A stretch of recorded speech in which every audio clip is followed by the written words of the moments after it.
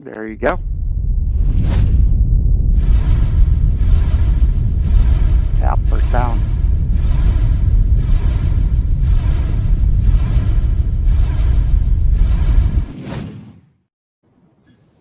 All right, we're on, Kenny. Hey, I'm here in California. Man, it is beautiful out there. Is that your son's house? Yeah, this is Nick's backyard. I finally get to see my granddaughter. So a lot of our trips were canceled because of COVID and different things. So she's walking. How cool is that? Trying to talk. And so it's a great time here. So thank you for having me on your show. Sorry to abandon you. Well, I'm glad you had a good trip out there. It looks nice. Thank you. Very good cool. Time here.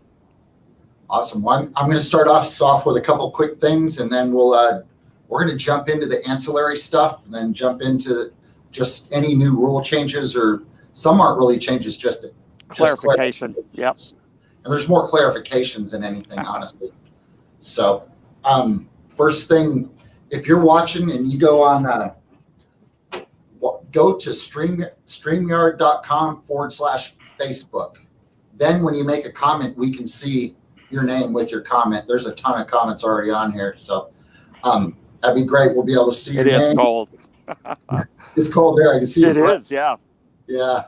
All right, we covered that. If you got a smart TV, you can watch it on the big screen on YouTube under SCA TV also, if you want to try that. But got Roland Escobedo coming on later. Ken, give us some steak tips.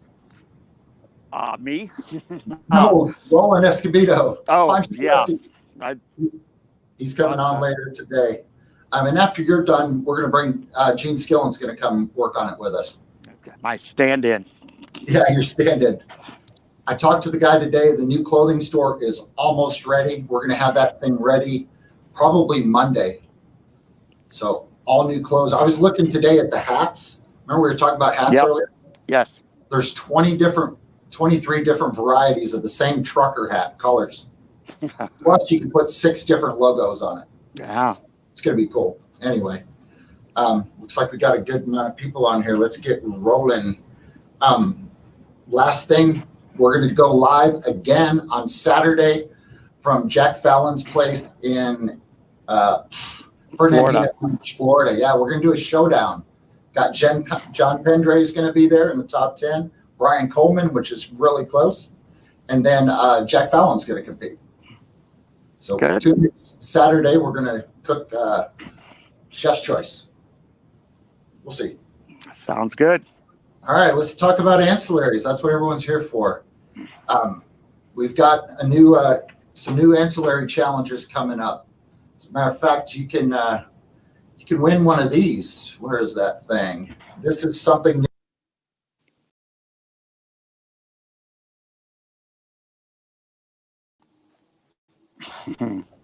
We got new golden tickets for ancillary and steak. Yeah, we're both back. I just had to put that picture on. So we're actually going to give out golden tickets, which was your idea, Ken. Is that your hand? I don't know what it is. No, there. The microphone came unplugged. Gotcha. Joke so fodder. it was your idea about the golden tickets. It's not a steak golden ticket. It's an ancillary, right? An ancillary golden ticket. They're cooking. The things that I've seen this year have been amazing. So why not do a golden ticket, do a championship for the other grilling categories? So, they're just as important. So, we're going to encourage promoters to put some more money behind it. And we're going to recognize the top 5. And so we're going to include more people in the points chase. Okay. So, and a golden ticket. So it'll be 5 for first place, 4, 3, 2, 1, I'm assuming? Correct. Right. And if you're below that, nothing yet. This is an experiment. So we're going to start with the top 5 this year. Okay. Hey, that's a good start. Hey, Christopher Holder's got some good taste there. He must be talking about you, unfortunately. Johnny wants to get, all right, got to win one, Jimmy. You probably win 5 of them and hand them down, I'm sure. Yeah. There's some great ancillary cooks. Well, good. Talk to that. And we're going to talk to the promoters about encouraging them to pay a little more for the ancillaries to try to get it kick-started. Yep. There might be a little more of an entry fee Mhm. to pay more, but we're going to sort that out this year, what the right level is. Okay. And just bear with us. We're gonna work through this thing, far as payouts and everything on it. But the golden ticket, they'll still get to come to Fort Worth, right? Absolutely. Next year. Next year. Yeah, they'll come to Fort Worth, and we'll do it on Saturdays. Does that sound good? Yeah. Hope we get through this year first. Oh, we're So getting through this year. I talked to River Ranch. They said all systems go. So That's wonderful. yeah, I'm we're going to excited. have a party. I just talked to a guy that came by the office today. I've been doing business with, and he said they're doing events. He works with rodeos. They're doing events every weekend there. Yep. So they're not worried. He wasn't worried a bit. I'm pretty excited about that. Can I give a golden ticket for a whole hog ancillary? It's an ancillary, of course. Yeah. Well, good. We'll have an ancillary world championship. So one of the questions was, how old do you need to be to cook in the ancillary category? It's 13. 13, same as the steak. Just like steak. Correct. Okay. Good deal. Yes, there will. As a matter of fact, this year I'm going to try to slide it in. I haven't told Ken yet, but Ken, can I let the top 10 do a head-to-head ancillary cook-off? Oh, absolutely. We should. Yes. All right. There we go. If you were in the top 10 in ancillary this year, you're going to cook. You're going to be invited to compete at the championship in ancillary. If they're not already coming, I'll send them an invite on Monday. Okay. What does that one say? Forward. Going forward. Yes, that's correct. It will be going forward. All right. So the season will start. Go ahead. All the way to just. You're cutting out, brother. Ken, you there, buddy? You there, Brett? I'm here. I thought you froze. No. I'm good. I think you moved or something. All right. So it's 13 years. One of the clarifications was on chicken wings. Okay. It's got to be 5 flats and 5 drumettes, or flats and drummies, whatever you guys call them. Disconnected. Disjointed, separated, with the wingtips off. So just like you would get at Buffalo Wild Wing. Well, somebody turned in, 10 whole wings. Well, there's 5 and 5, but they need to be separated. And you can't turn in legs. Yeah, what I heard about chicken legs turned in or something. That's crazy. Yeah. All right. Well, cool. That's really the only difference on the ancillary rules. Just clarifying the chicken wings must be 2 separate disjointed pieces. 13 to cook them. Sound good? Yep. All right. Good. The big news in the ancillary is the golden tickets. Yeah, that's the big thing on that one. Don't need to cover those. We have already posted the rules on the website this afternoon. So if you want to see, you can go on there, click the button, download the new rules. You'll have them with you. Mixed drinks. This one, any garnish in an ancillary box must be edible, with the exception. Go ahead. The plastic containers, souffle cups, like a plastic Asian spoon. There's some great plastic containers that people have been using. So as long as those are disposable, they'll be allowed. But garnishes need to be edible. And invitational starts 1/1/21. That's correct. Yeah, we have one next weekend in Liberty. They just added it because so many people are asking about it, and he asked for chicken wings. Yes, Morgan, get on the website and sign up. We always need judges for the championship for sure. All right, well, let's move on down to mixed drinks. This is the one I love, mixed drinks, because they're big. They're all over the map. They're cool. Right. I think that's different. We separated mixed drinks rules out of the ancillary because that's where part of the confusion was happening, because things we allowed on a Bloody Mary, we didn't allow. And so we just broke the drink rules out separately. Okay. Drinks must be freestanding. They've got to stand on their own. So right. And I think that's just a clarification. Yeah, that's a clarification on it. The promoter's still going to provide you 2 cups. And if he provides you 2 glass jars. He'll put it on the website or on the flyer. Same thing with Ancillary. If there's something that they're going to provide, you'll need to use it, and it'll be on the flyer. All right, Florida's cooking this Saturday. Trying to think, and on the garnish, the garnish. I remember one at the shed last year that was like, it was like a Jesus hanging or a lobster hanging like Jesus on it. You can still do that. You can still garnish with unedible garnish, right, Ken? Yes. I've seen plastic. I've seen, little rubber duckies. I've seen syringes. I've seen, little straw hats. So they have, anything goes on Bloody Mary or the drink category. Did someone contact you about Delaware, Ken, or me? I don't. Yes. Okay. Ron Templeman. We're working on that. Yep. All right. Good. Angel's got it. Good. Keith and Angel. Yes. No, garnish. That's a great question. Garnish on Ancillary has to be edible. It is not part of the score. It's going to be judged just the same as it always has, but it doesn't. Correct. It's really to hold things in place. That's all. Southern Cal, I haven't booked any lately. Dan, how you doing, brother? All right, where are we on the drinks? Last one. Yeah, the last thing is if the drinks are so big, when we bring them in the judge area, you've got to make these things to where we can handle them. If we're not responsible. They tip over, yeah. Because some of them are huge. They've got a lot. I mean, we're going to be. They can't stand up on their own. We can't manage them in the judging area. Okay. Cool. One more. Like that cake. The cake thing. They create those crazy cakes, but if they can't move it, it falls apart. It's a DQ. So there is a question. Yes, whoever was from 1-1 will be on the golden ticket on the Ancillary. We'll get caught up. Shelly's been out of the office since the new year. She'll be back probably Monday, so we'll be good. There's not a height limit. But remember, we've got to be able to manage this thing in the judge area. Right. Use the containers provided, and it has to stand on its own. Eric, yes, sir, we are. That's all going out. We have video going out.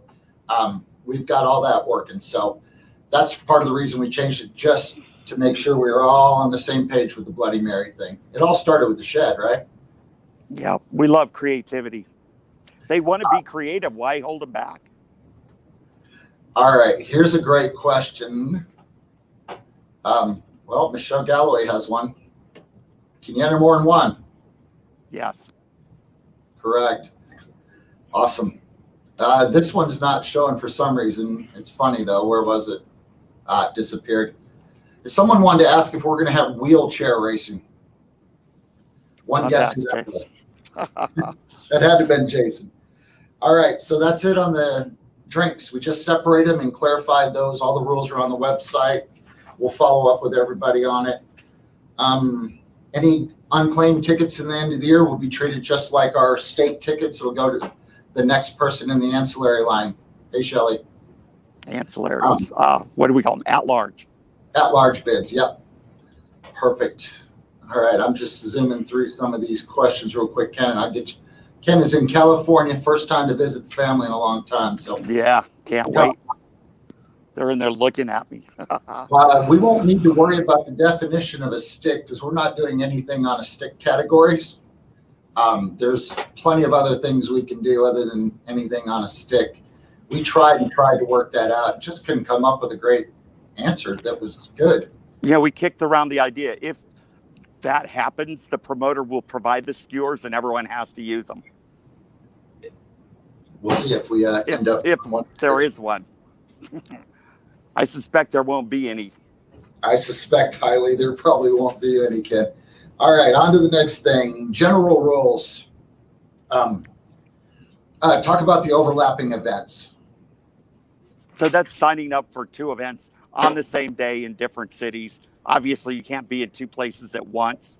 And so you're not allowed to do that. It's not fair to the promoters.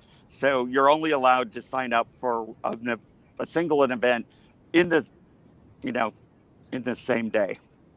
Different cities, same day. It was hard to figure out how to word that because it's conceivable you could do a morning event and go to an evening event, but right now that's a rule.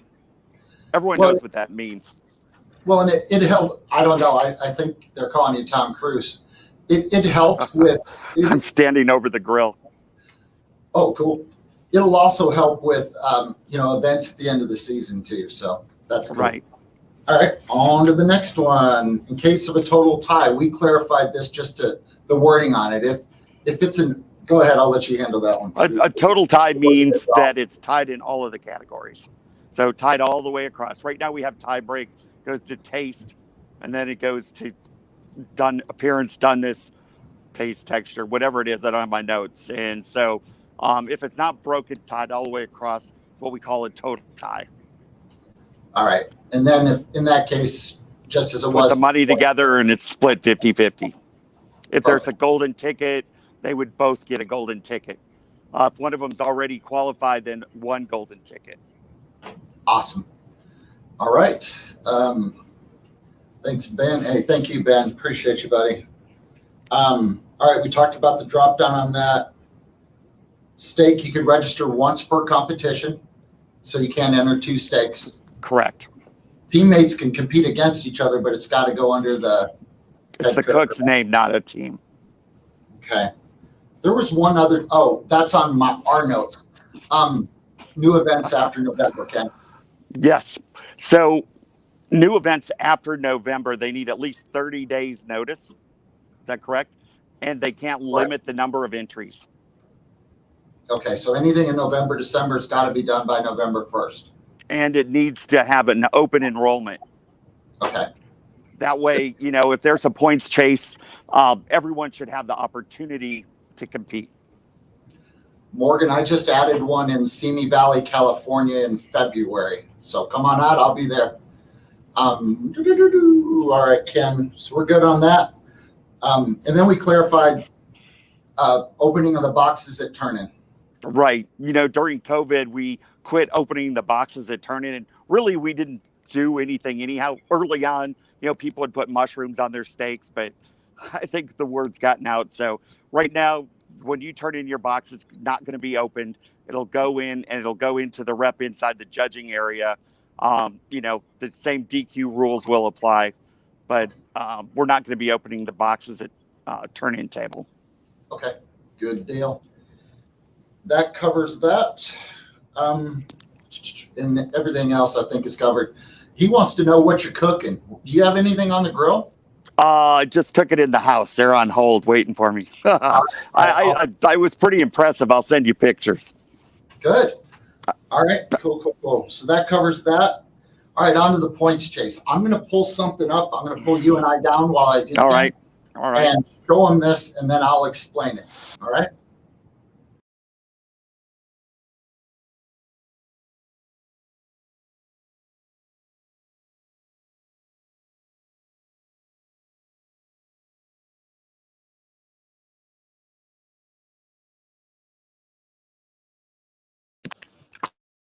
I don't know if anybody can hear us or not, but what we're doing, that's going to be our new spreadsheet. Where'd Ken go? Hand down. I can hear you. All right. So what I put on the screen there a second ago was our Good. Is it good? Yeah. It's great. Are you done, Ken? Well. Oh. Kenny. All right. Well, everybody say, oh, there you are. All right. You're back. Or you're not back. Okay. Well, Ken's gone. All right. I'm going to go ahead and bring Gene Skillen on with me then here. Hey, Gene. How you doing, brother? Hey, how are you, Brett? Man, if you take that hat off, we look like twins, buddy. Look I at tell that. you what, we got the same haircut going on. Let me go get my glasses. We could pull it off, buddy. All right. Well, welcome to the show, bud. Hey, good to see you. How you doing today? Happy Thursday. Yeah, it is been a busy day. I got here early, and I just want to make sure we had this ready because the next thing we're going to talk about is the points chase thing. I like that. I wish I was out with Ken right now having a little bit of dinner in California. That sounded great. It did look cool, didn't it? Yeah, absolutely. On the points, Chase, what we've done is we've got a spreadsheet, and I've looked at all year. We've been looking at different things people have done, and there's some guys out there that are doing the like a points per cook deal, which I think is interesting. What does a points per cook do? It really does a good job of telling you who averages, higher in the top 10. With the 1 point for missing the top 10, if you do a points per comp average, it really kind of gives you an idea of consistency and who's placing higher on a more frequent basis. Yep, correct. To answer Blake's question, yes, Cheryl, it would be whoever cooked more events because they were tied in points. And I think they probably both, so I'll order the trophy. If they were 6 and 7, we'll just order 2 6th place and jump to an 8th place if that's the case. You can register 1 steak per head cook, correct? But you can enter more ancillaries. Have you ever watched Judy or Tanya out there? Have you ever watched them cook? Oh, yeah, absolutely. I mean, they've got a portable kitchen and they're cooking 3 ancillaries. I have no idea how they do it. And listen, as part of my turn-in timeline, I've got walk around and try Judy and walk around and try Tanya's entries. Whatever's left over doesn't have to be composed, but I promise you, I try to get around and they make some great stuff. Yeah, you can show that. Thank you, David. All right, so let's talk about that. So that sheet that we showed just a while ago, that sheet is going to, what it is it's our point sheet that we post on the website every week anyway.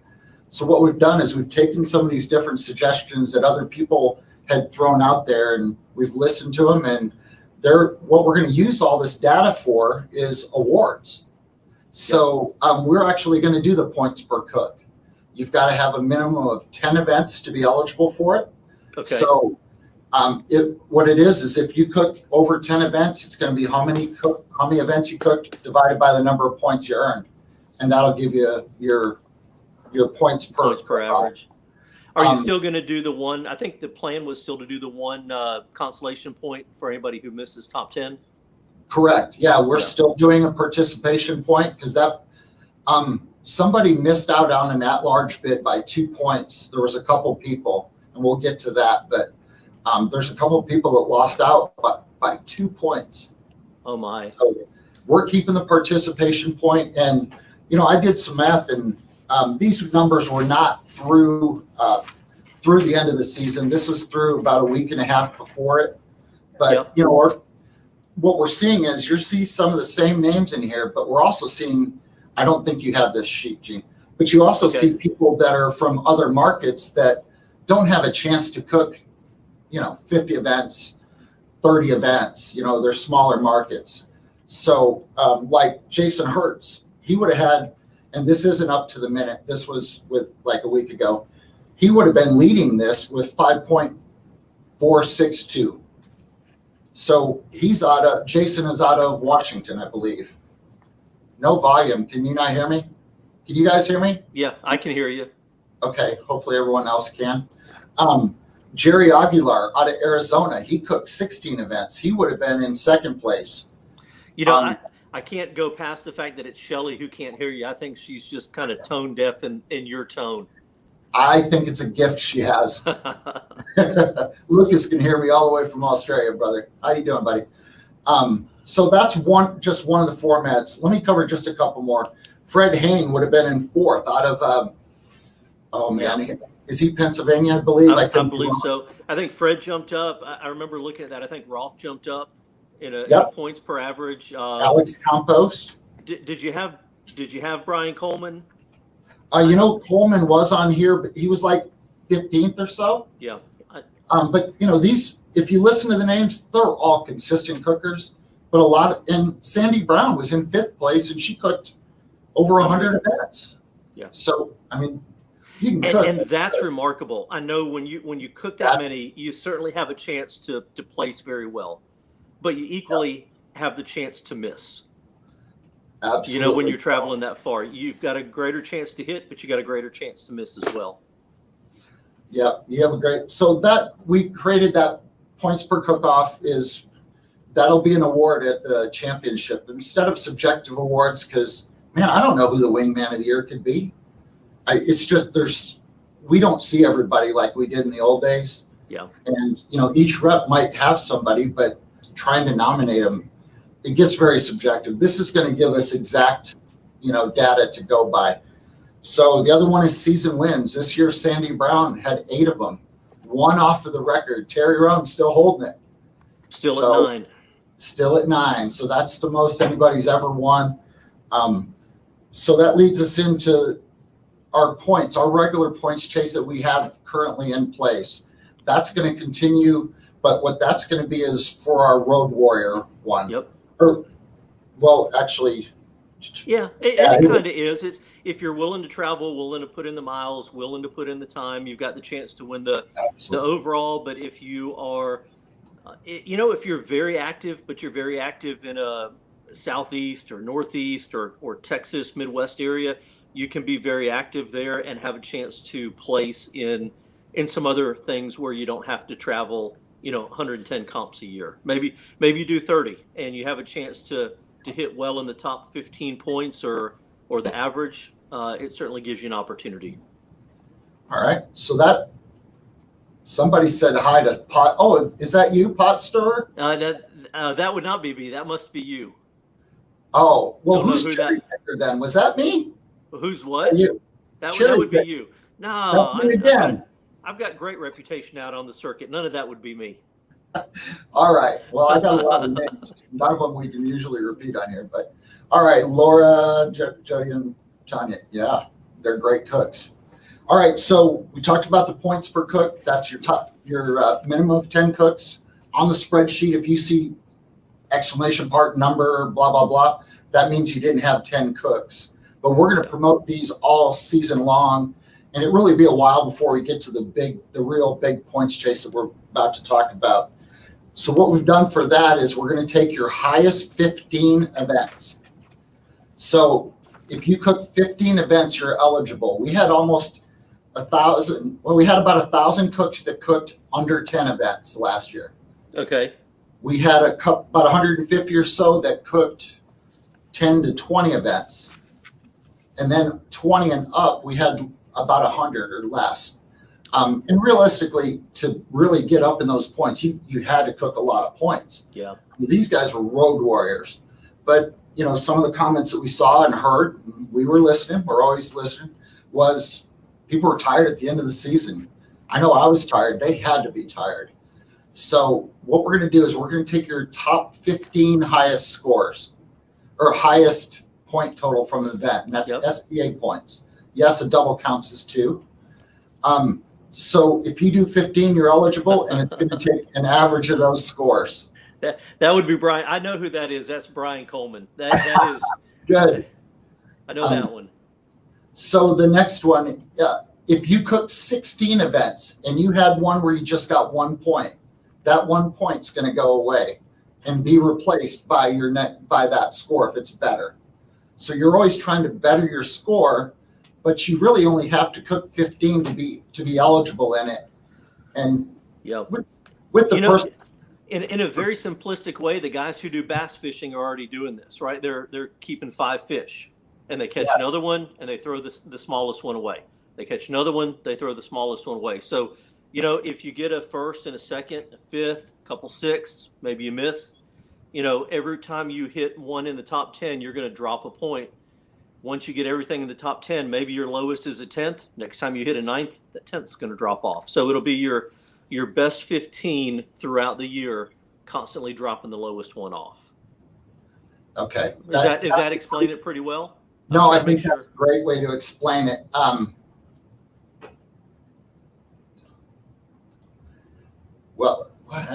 What is it if we don't have 10 events? This is only going to happen in America to start with as a test to see how it goes this year. We're still going to talk about that some more. We don't have any events in Australia or Europe for a while, so we're still kicking that back and forth, Trevor. That's a great question because if we don't have enough events, you can't do it. And you need at least 10 events. Let's see, but we'll get that worked out. Don't you worry, my Aussie buddies. What about 1.2 average? Oh, to find my place. Okay, that's got to be Coleman. Yank. All right. So anyway, I think the feedback on that so far, what I've got, has been good on it. Gene. Yeah, that's Andy. That's Nick Kirby. That's not Andy. I know Nick. Nick lives up in Huntsville, Alabama. Oh yeah. You got the biggest battle. Spreadsheet for 2022.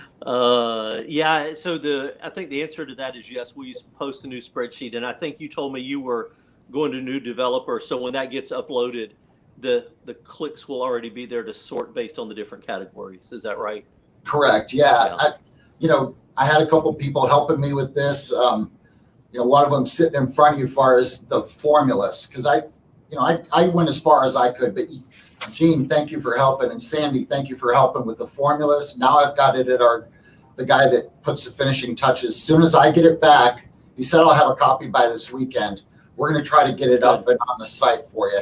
I'll also post what the interface looks like, the blue picture that I showed you. We'll post that on there. And I know we got a little delay. I'm trying to talk, read my notes, and do the comments because my buddy couldn't do it tonight. So, but I think that really explains the points, that it's your 15 highest SCA points. Yeah. Make sense? Yep. Awesome.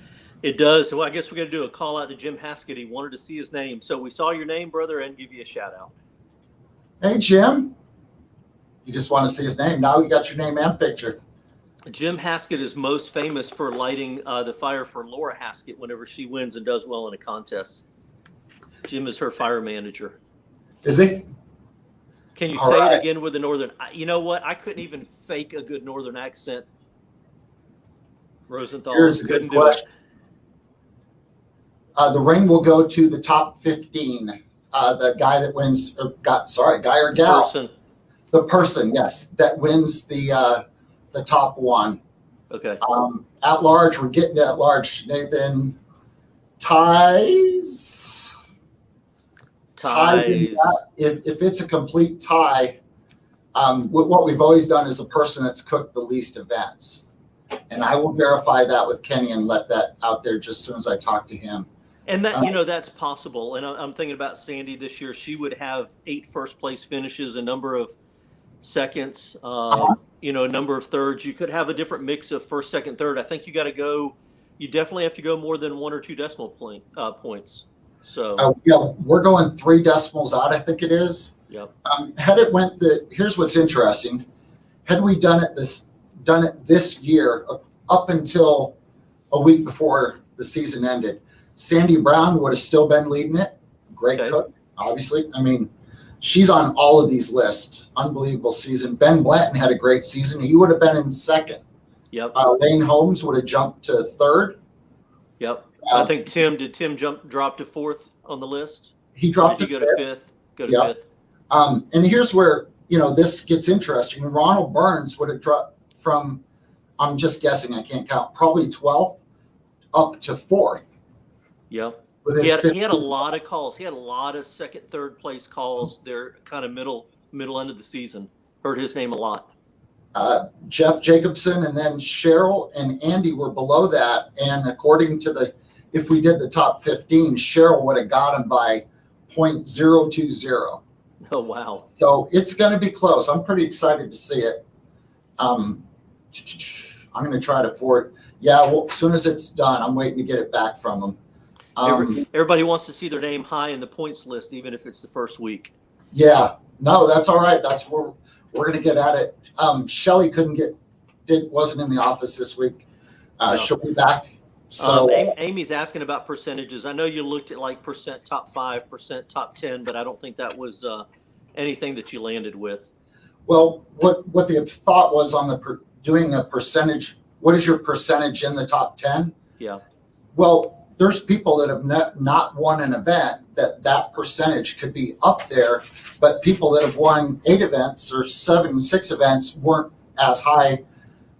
They might have hit lower top 10s, but they actually didn't win. So we didn't feel it was a fair representation for that award.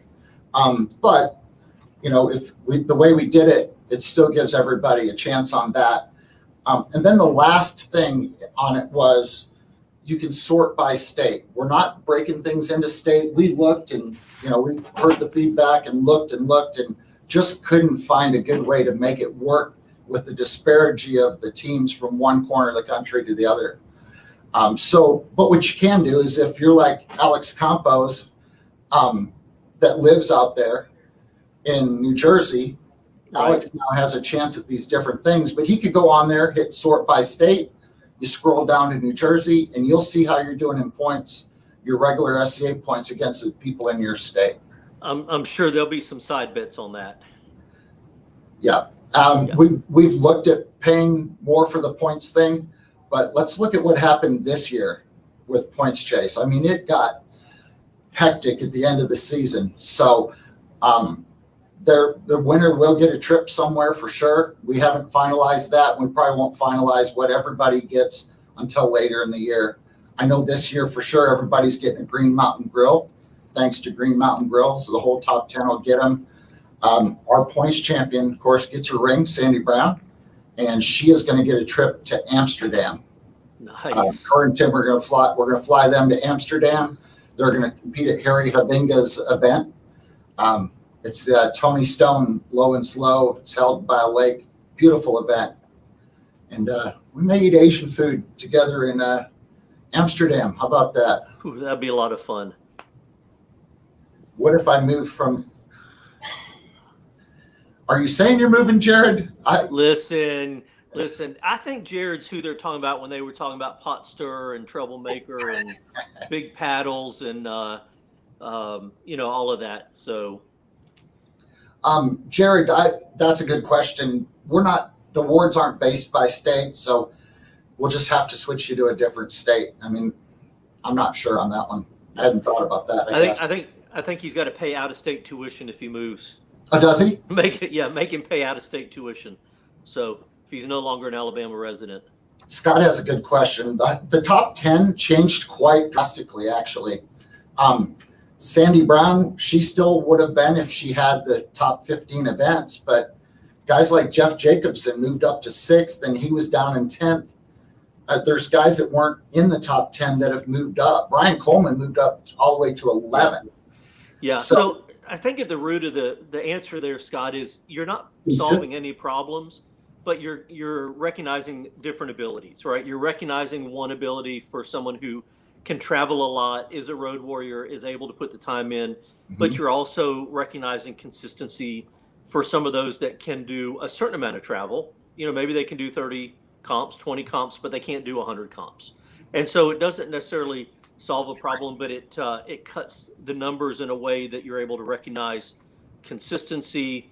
You're able to recognize top performance in terms of finishes, even among teams that maybe can't do the miles. Yeah. Well, it gives guys that don't have a chance or, either A, don't have finance, B, don't have the time, don't have enough around them, a chance to still get to 15. You can do it double in one day and get 2 in. Sure, you count that as 2. Alex, yes, that's what we're doing. We're trying to get sponsors to help with those prizes for sure. That's how the Green Mountain Grills came in. We're going to be Ace Hardware's throwing some stuff in this year as well. We'll continue them on next year. Good question. Scott made it in the last day of the season. Really? Yeah, I may have let that out of the bag a little early, but he did. So Paul, that you don't have to travel as far. Just don't want people having to feel like they have to do 60 events to have a chance at the points championship. Yeah, you got to cook. We talked about this. You can't just stay home and do 5. You're going to have to get out and you may not have to travel a long way, but you're going to have to travel regionally. Within my area, maybe it's Florida and Georgia, some into Alabama, out in Texas, maybe into Oklahoma a little bit, over to Arkansas, the Mississippi folks maybe into Arkansas or over to Alabama. So, certainly a way to travel, but not have to go 5, 8, 10 states. Yeah, I just think it's getting more people that have an opportunity now. Instead of realistic, you probably had 25 with a great opportunity to hit the top 10. I mean, just looking at the numbers, but now there's probably 350 that could reach that 15 easily, or have, and then more that have a chance just by doing a couple more events. So that's really what our thought was behind it. And everybody's been good. Just keep the questions coming, because this is a sponsor grill team points chance for top sponsored team. What does he mean there? I wonder. Yeah, I think I know what you're asking, Scott. So I don't think the SCA is going to be in a position. I'm not going to speak for Brett and Ken, but the SCA is not going to sponsor who's the best M Grill team, the Hasty Bake team, who's the best PK team. If those companies want to recognize and sponsor themselves, they're absolutely able to. But for a SCA award of the top grill manufacturer, that's dicey. That's up to those folks. If M Grills or Hasty wants to track, and they do, they post when somebody's won, but I don't know if people realize our office is Ken, me, and Michelle in the office. Yep. And Angel Todd works remotely, and Angel has really helped me to do some other things and help us to continue to go. And so thank you, Angel, for all you do. Shelly, thank you. And that's our little sign. I don't know what that is. I'll do that. I don't know what that is. I'll do it. Don't know. I'll do it. When my children were young, okay, my daughter would be on stage, or my son, or at a game, and this was our little symbol for "I love you." Oh, I like it. So if you watch videos, you'll see me do it here or there, just to remind them. If you're in Florida and you do that, it means you're a Gator fan. Yeah. All right, let's see what this 4 hours radius to see. Any thoughts on bonus points for contests? I'll let you answer, and then I'll give you my answer. Yeah, we talked about that when we were kind of dicing some numbers around. Do you do a multiplier for a team a comp that has more than 50 or 60? I think you decided not to do it, but there was discussed. Originally, we thought about doing that. Actually, we talked about, hey, how about we reward these bigger events of people, because it is harder in those big ones. The little events, everybody wants to beat you just as bad. But what we're afraid would happen is if we started rewarding the bigger events, people would drop out of this event at the end, go to the big event because it hit 50, and then now we got a promoter that's suffering over here, not making enough numbers to support his event. Well, and it does skew your points per average. It really skews your points per average if you've got teams that can go do, if you had gone that direction and say anything over 50 teams or over 75 teams had a multiplier of 1.5. So it'd be, 22 points, 22.5 points. I'm sorry, 15 points instead of 10. Sorry, I was thinking 15 down.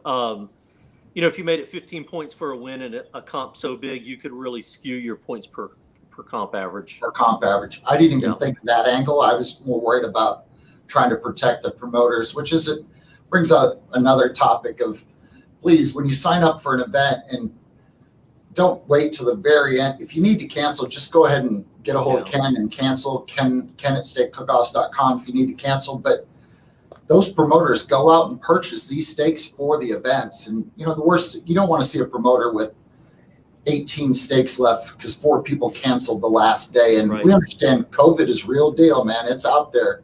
But please, let's make sure we give them a little bit of notice when you can. Understand? Absolutely. Big deal for Mid-Atlantic guys. I think he's talking about maybe the average, the 15. And we're booking some new events up there too, though. That's good. I'd like to get Ross weigh in. Is he a Mid-Atlantic guy or is he a Central Florida guy? That's what I want to know. Which way you claiming, brother? That's true. Yeah, he came down and cooked the last chance to dance. Shelly doesn't want any more logs No more logs. Hashtag okay. Good one, Luke. I think this thing's going to derail with this grill, that grill, this grill, that grill. Yeah, we're going to get off of grills. Angel's on there. Angel. Steak Angel, great name. See the 2020 Chase post soon. We're going to do it live on your page, but we're about to talk about that, Shane Scott. Those bigger events should have bigger payouts. Hey, have you got a time for our next guest coming on? Want to make sure we respect that. Yeah, where are we right now? Yeah, Yeah. Okay. Yeah. I know you've got someone coming, and I certainly want to make sure that you've built that time in. Payouts are totally up to the promoter. Some of them, when they do hit more teams, have added more money, but we constantly are asking them to do so. And, make sure you pay down to top 10 if you're going to do it. We try to encourage them. Instead of larger contests. Jamie, there's two sides of that too, and I know someone posted about cherry picking. I know where that came from. Poking some fun at me for going up to South Carolina for a contest one weekend about a year ago. Jamie, it could very well be that a team decides to go to a contest that has 30 cooks versus a contest that has 50 cooks. Robin says, good question. Maybe I need to ask Robin that question. Robin, are you Mid-Atlantic or are you Central Florida? National stake sponsors for all SCA events. Yeah, the national deal, there's a lot of planning, a lot of time that has to go in if you're going to ship large quantities of meats across the country. The other thing, you all and Brett and Ken, you've talked about this. You support a lot of local nonprofits. You raise a lot of money for charities, but one of the things that isn't talked about as much is you also support sometimes your local mom and pop butcher shops. And I know just this last weekend in Florida, the contest that we had was all of those steaks were bought from a local butcher that has a private company. So, certainly there's a lot of benefit to local butchers and local companies when we host comps in some of these areas. We have talked to, in the past, we've talked to them, and we actually tried a program in year 2, I believe it was, with a company. And what was happening was we would get the orders and then they would ship the orders. Well, to get them there safely, they were frozen. Absolutely. Oh, yeah. Frozen not steaks. Like cooking a frozen steak at all. Yeah, they act different. They act differently completely. If you see point your taste score below 50 and like the highest person isn't above 50, 9 out of 10 times that's because those steaks at some point have been frozen. Yeah. I mean, I'm not saying they were, at every event, but at some point they possibly were. Bonus points for cooking squirrels. Yes, we're going to cover that, Ben. As a matter of fact. Hey, we could do a squirrel ribeye category. I'm sure squirrels have ribeyes. They're just only about like as big as my thumbnail. Yeah. I just got paperwork today from the World Championship Squirrel Cook-Off in Bentonville, Arkansas. Ben's with Joe Wilson. We're going to team up with them in September, I think the 25th. Although he said 18th on the phone, I think it's 25th. We are going to do a steak cook-off along with the World Squirrel Championship. Yeah. Blake, to answer your question, I know some areas have had some success if they've bought extra steaks. Mm-hmm. They'll offer them sometimes out after awards or after turn-in to cooks, at a nominal fee to sell them back out or after for judges. One of the things, and I believe that John Green could maybe verify this. I don't know what they did out in El Dorado, but I know Casey Jones down here, they would use certain ribeyes for the contest and then cut a smaller amount of ribeyes for plate dinners. And so you can offset some if you're doing some plate dinners that way and, have a secondary fundraiser and a way to minimize your steak waste. Everybody's supposed to select their own steaks. I know, sometimes people will help each other to try to help a new person, but you should be selecting your own steaks. Yeah, the only time I've seen that happen is if someone is running late to a contest and has to have someone select. But I don't. The only time I've ever seen someone, and it really isn't someone else selecting a steak, but I have seen a few examples where we've got some cooks that are in wheelchairs that have some mobility issues, and they've got someone helping them when they get up to a selection table. So they've got an assistant there really to either let them kind of see some things or give them some guidance because they can't physically get up and look at the table as much. All right. Jason Garza. Jason Garza, what did he say? I'm new, Mr. New to SCA, missed your introductions. Okay, so the guy with the long hair and the black shirt is one of the founders of the SCA, and I'm just one of the poor lonely cooks down here in Florida that helps out a little bit. What did you place at the World Championship last year, Gene? Third. All right. That's a man that can cook right there. And he's nice enough to come help us with the show, so thanks for coming and doing that, Gene. We appreciate it. Hey, what's up, Dan? How you doing, brother? All right. Can we still sign up for an event and pay when we get there? That's all up to the promoter. If you're in Arizona and California, I think both of those states, the promoters want you to pay when you register.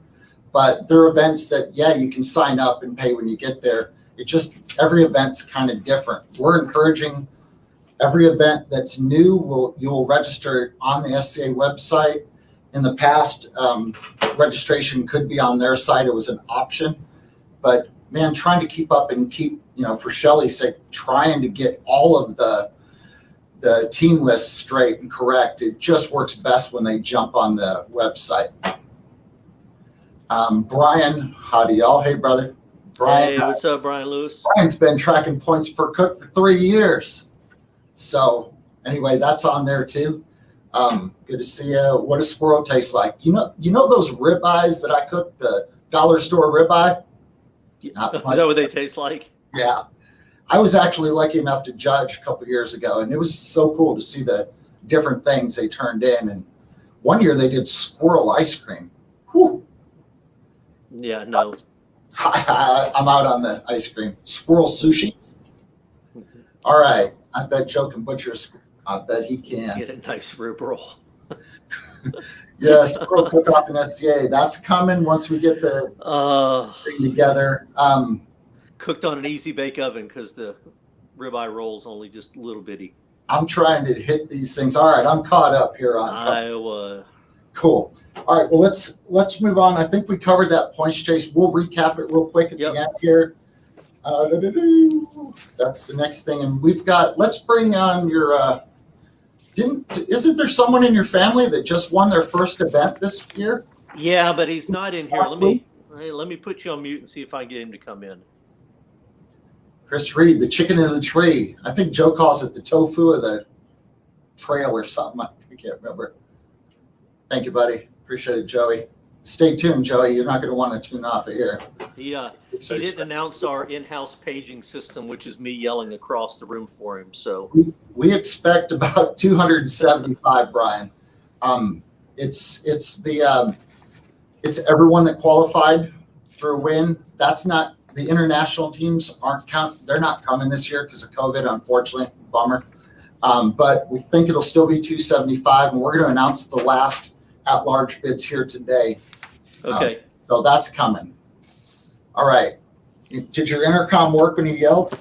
No, it didn't work. All Our right. youngest turned 18 today. We did a birthday party, and they're back there. He ordered and built his own computer. So I think they're back there playing on some computer. He's coming in here. Nope, he's turned around and ran again. All right. Well, congratulations, young man. We do have Roland Escobedo jumped on here. World champion Roland Escobedo. Let me pull up Roland real quick. There he is. Hey, buddy. How you doing? What's Hey, up? Roland. I'm doing good. Good. Let me turn my volume down on mine a little bit. Can you still hear me? Yeah. I think we're good. All right.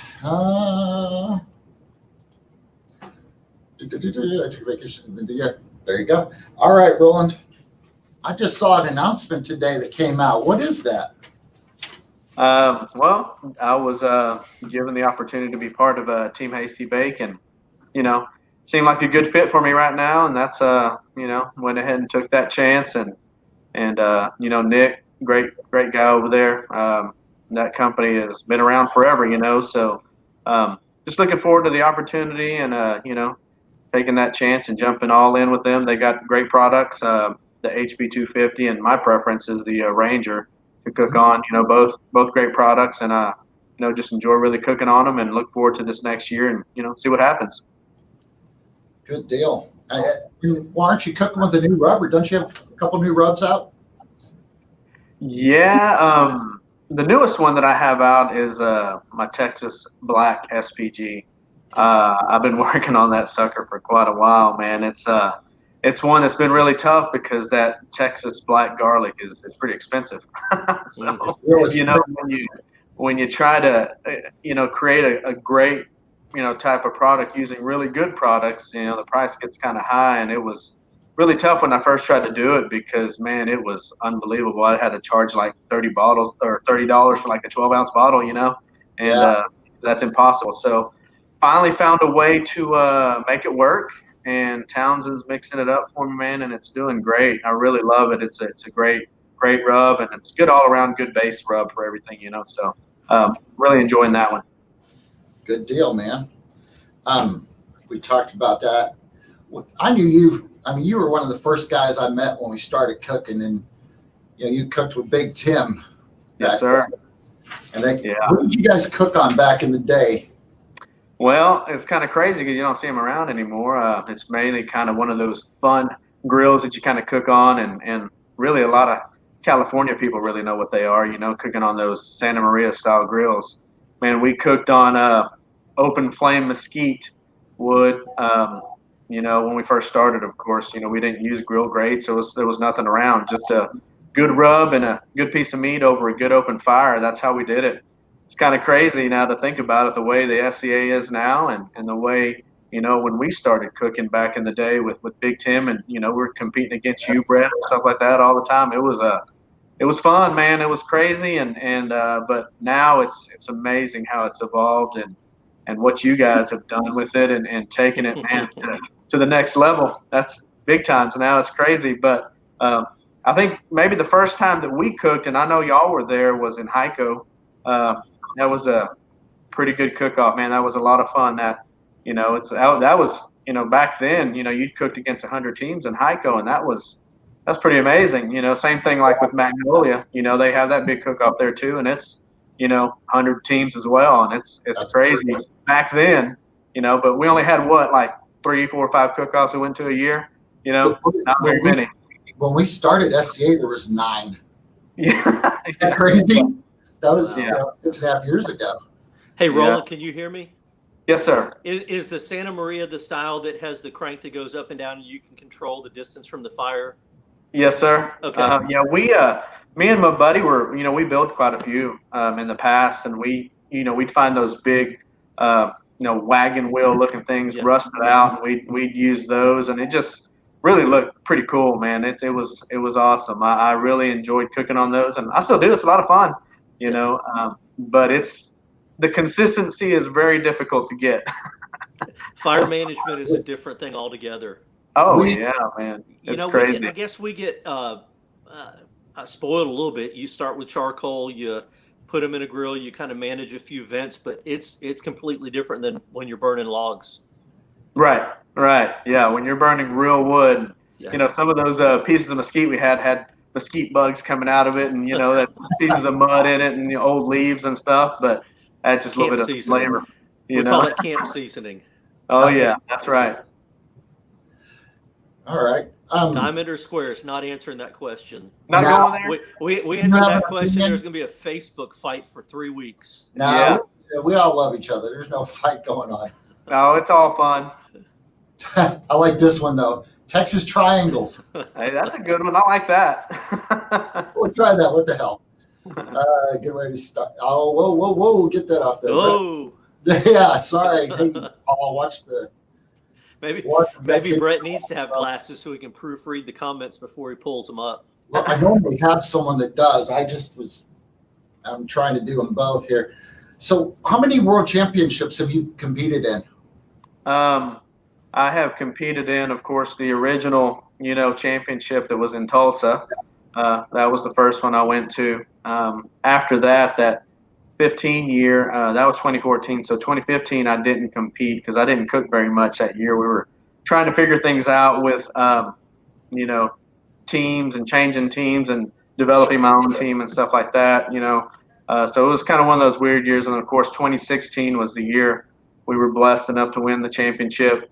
And then after that, I've been every year since, except last year I had to back out. I had some personal things happen. I lost my job, so it was just like a bad week that week, so I backed out last year. But raring to go this year, man. I'm ready to get back at it and get back into the SCA championship and see what happens. But, there's been, I've really only 1 year in there that I didn't qualify and didn't go is because I didn't cook. But other than that, man, I've been there about every time.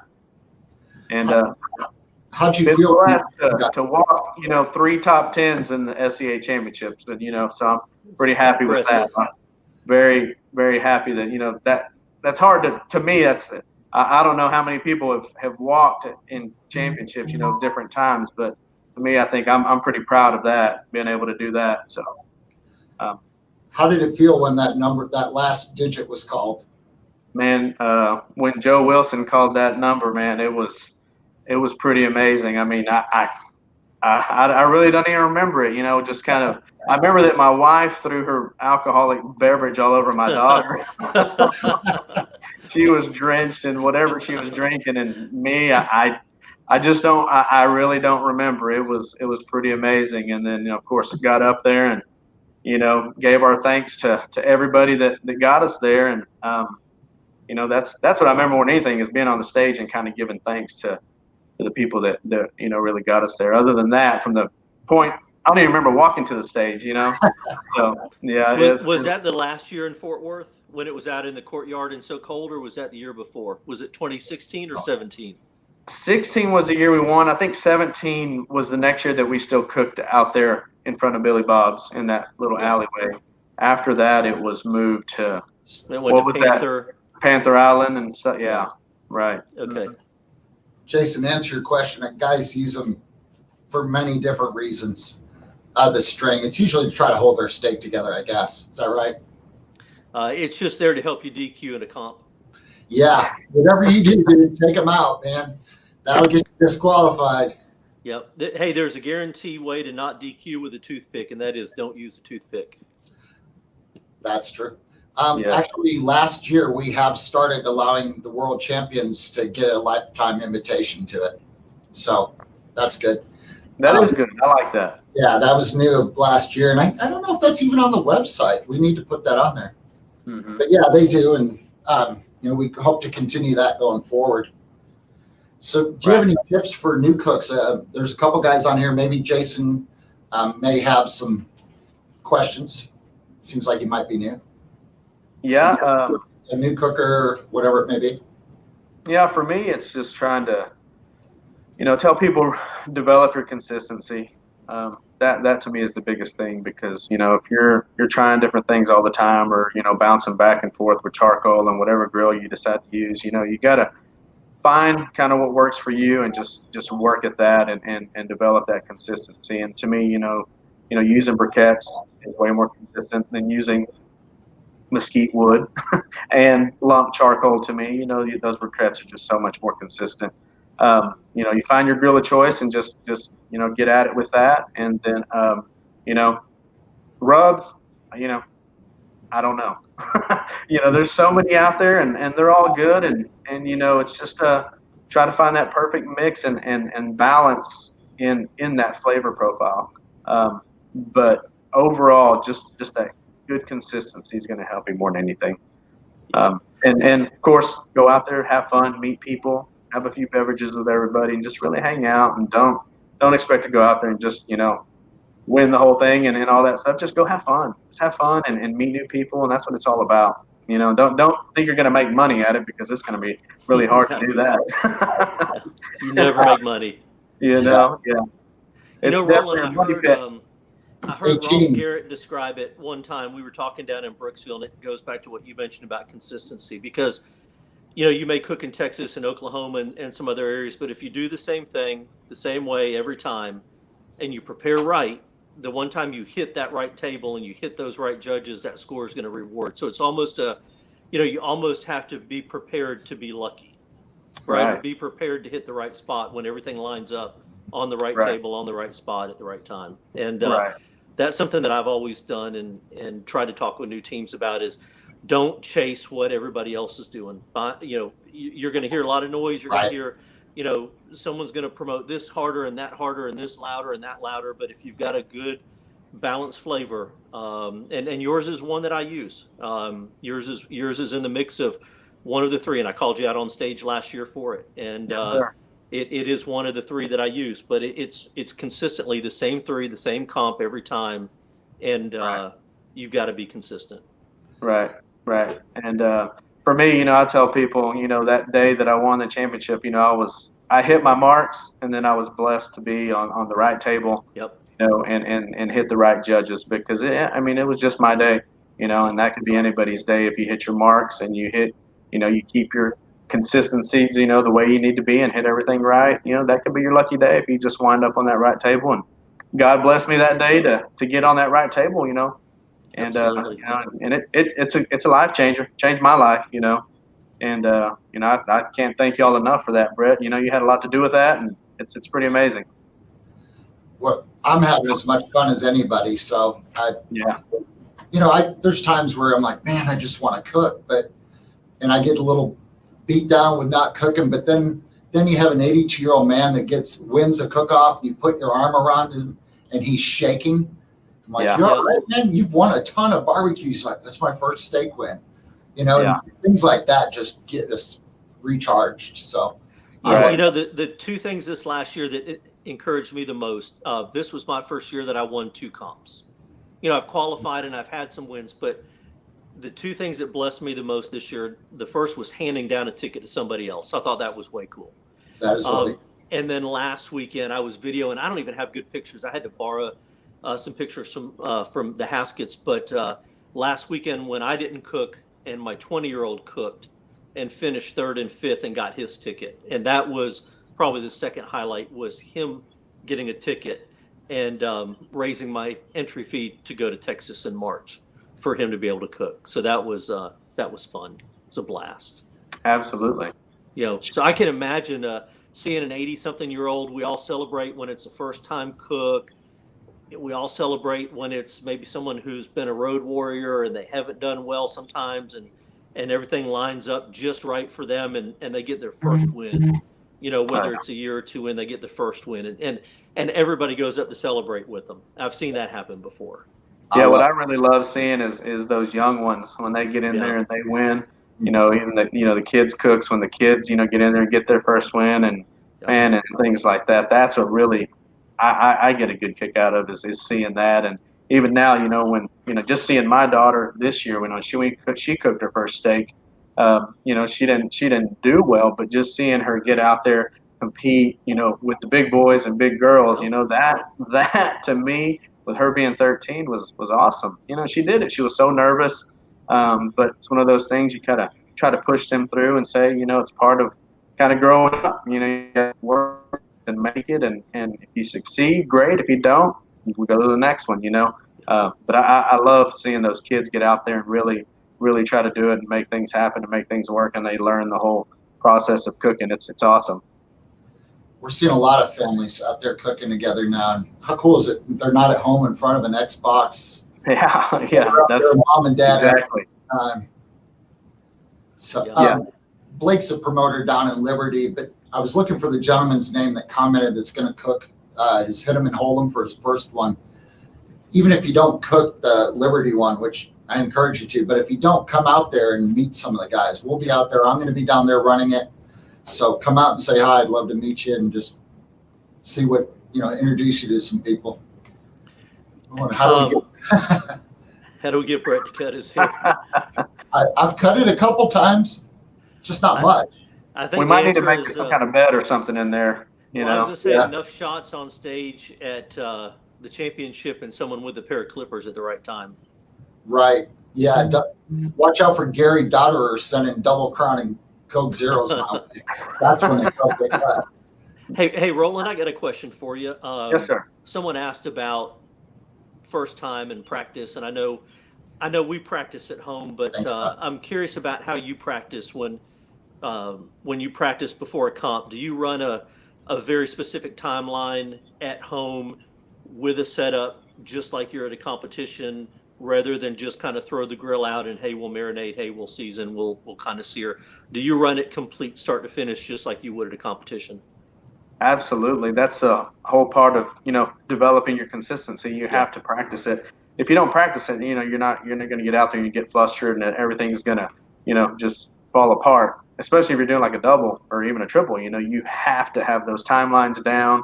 You have to be on point with everything. If you're not, it's going to be a bad day. So usually the week leading up to a competition, I'll try to do 2 practice cooks, one early in the week and one kind of midweek. And then, usually for a Saturday competition, on Thursday, I kind of start, getting my rubs together, getting my marinades mixed, things like that, getting all that ready. So I start prepping on Thursday and getting, like I said, stuff ready for that Saturday comp. But, for sure, 1 to 2 times a week, before that comp leading up to it, I try to really make it be almost exactly the way it's going to be on that Saturday. You're not going to, the times, aren't going to be the same, but the timeline as far as hours and things like that are, because usually, I can't be here on a Wednesday, for like a 2, 3 o'clock turn in or something. It's going to be like an 8 o'clock at night turn in for me. But it's still, the numbers but are you're the still same, running. Yeah, you're Right. still running the same time.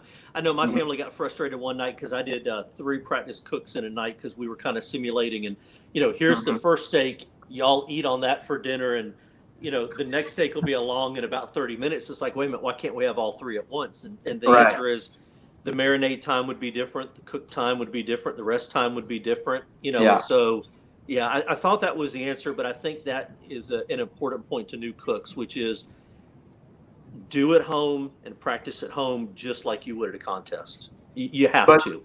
The thing too, you got to take into consideration when practicing, like for me here in Texas, if you turn in at 3 versus 8 or 9 p.m., the temperature is going to be way different. So it's going to change things, differently. So you got to take that into consideration when you're practicing, because, at 3 p.m. here, in North Texas, it could be, in the 60s, but then at night, you're practicing cooking at 8 or 9 p.m. It could be in the 40s. Absolutely. So you got to really take that in consideration when you're cooking, because that's plays a big role in how, your steak, comes up to temperature in the end once you pull it off, all that kind of stuff. So that's something to really consider too. How I'm going to ask you a question. I saw something earlier in the week. There were some teams that were asking about how to store rubs. And I kind of popped off and joked that said, hey, I store my rubs at 100 degrees in the summer in the trailer and 50 degrees in the winter in the trailer. And, I mean, obviously that's not the right answer. But one of the things I do, and I think in barbecue, I spent so much more money getting ready for a barbecue comp. And sometimes we nickel and dime and we think, gosh, I don't want to buy another bottle of steak rub because I still have a half a bottle left. But how often do you crack open a new bottle for a comp? Because I'll promise you about every 4 or 5 comps, even if I don't need it, I'm cracking open a fresh bottle. I'll put the rest at home and I'll save it for the house. But for comps, I'm constantly rotating in fresh product. Right. Well, for me, I'm blessed to have the recipes to our rubs. Yeah. So I typically mix them up fresh. When I cook a competition, especially a big one like the World Championship, I'm going to mix them up fresh at home, things like that. But I've heard some tricks that people have. They'll vacuum seal it, put it in the fridge, things like that, help keep it fresh. I don't know how well that works, but if I bought a bottle of rub and use it for comp, I'd probably switch it out at the longest, every couple of weeks, for sure. I might do two to 3 comps with the bottle, and then I'd switch it out, and always keep it inside, never leave it out in the truck or in the trailer or anything like that, Maybe if you're blessed to live, somewhere where it's cold and you can keep it in your truck, that might be good. But here in Texas, you leave it in your trailer, man, it's going to be terrible. So, but definitely, freshness is key to those rubs, and you got to keep using, keep switching them out every couple 2-3 weeks or so. That's what I would do, for sure. Absolutely. I don't think that's talked about enough. I just don't think freshness is talked about enough. Right. I think it's very important for sure. Yeah. You guys have had some great input or great things shared for people. Thank you.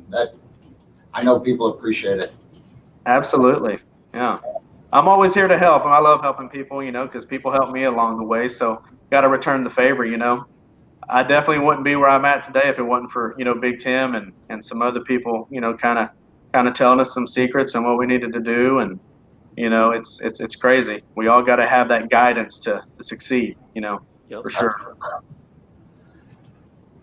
Let me get that off there. Sorry, I'm trying to run multiple things and lost my That's place. all right. Hey, where is you pulled it up? So waiting for Carly to turn 13. Hey, wait for it to come. She'll have fun when she gets out there. I know the age was 18. It was just dropped at 13, and you got to have a cutoff at some point. And I think 13's a good number. 13's a number where they can perform on their own, do on their own. pick on their own, whether it's a steak selection, and really navigate that cook. I feel much more safe my 13-year-old competing than my 10-year-old. Yeah. You know, she's more aware of the safety of the fire and the charcoal and dumping the charcoal and things like that, because I want her to do as much as possible, and just being aware of the heat like that. So to me, I think at a 13-year-old age, they're much more aware of the safety. I agree. Absolutely. I'm going to pull you down and put you right back on, see if we get see if this. All right, he's back. Yep, I agree with you, Roland. And 13, we've had some great young kids. Ty Machado was, he was doing very well as a youngster. And Riley, Steak Princess, she won a double event this year, like both of them. So yeah, these kids, pretty awesome. It's great to see. And the crowd goes nuts. I mean, they see, that kiddo get a call, and it's really neat to see. Yeah, I know when we first started doing barbecue, our boys were 7 and 10. So my 20-year-old now has grown up, 10 years, maybe a little bit longer, through the barbecue, through the steak side, and then that's kind of what they've known. And they are fantastic cooks. What year is classified as fresh? Anything post 1972, John? It's the year I was born. John's hilarious. Awesome.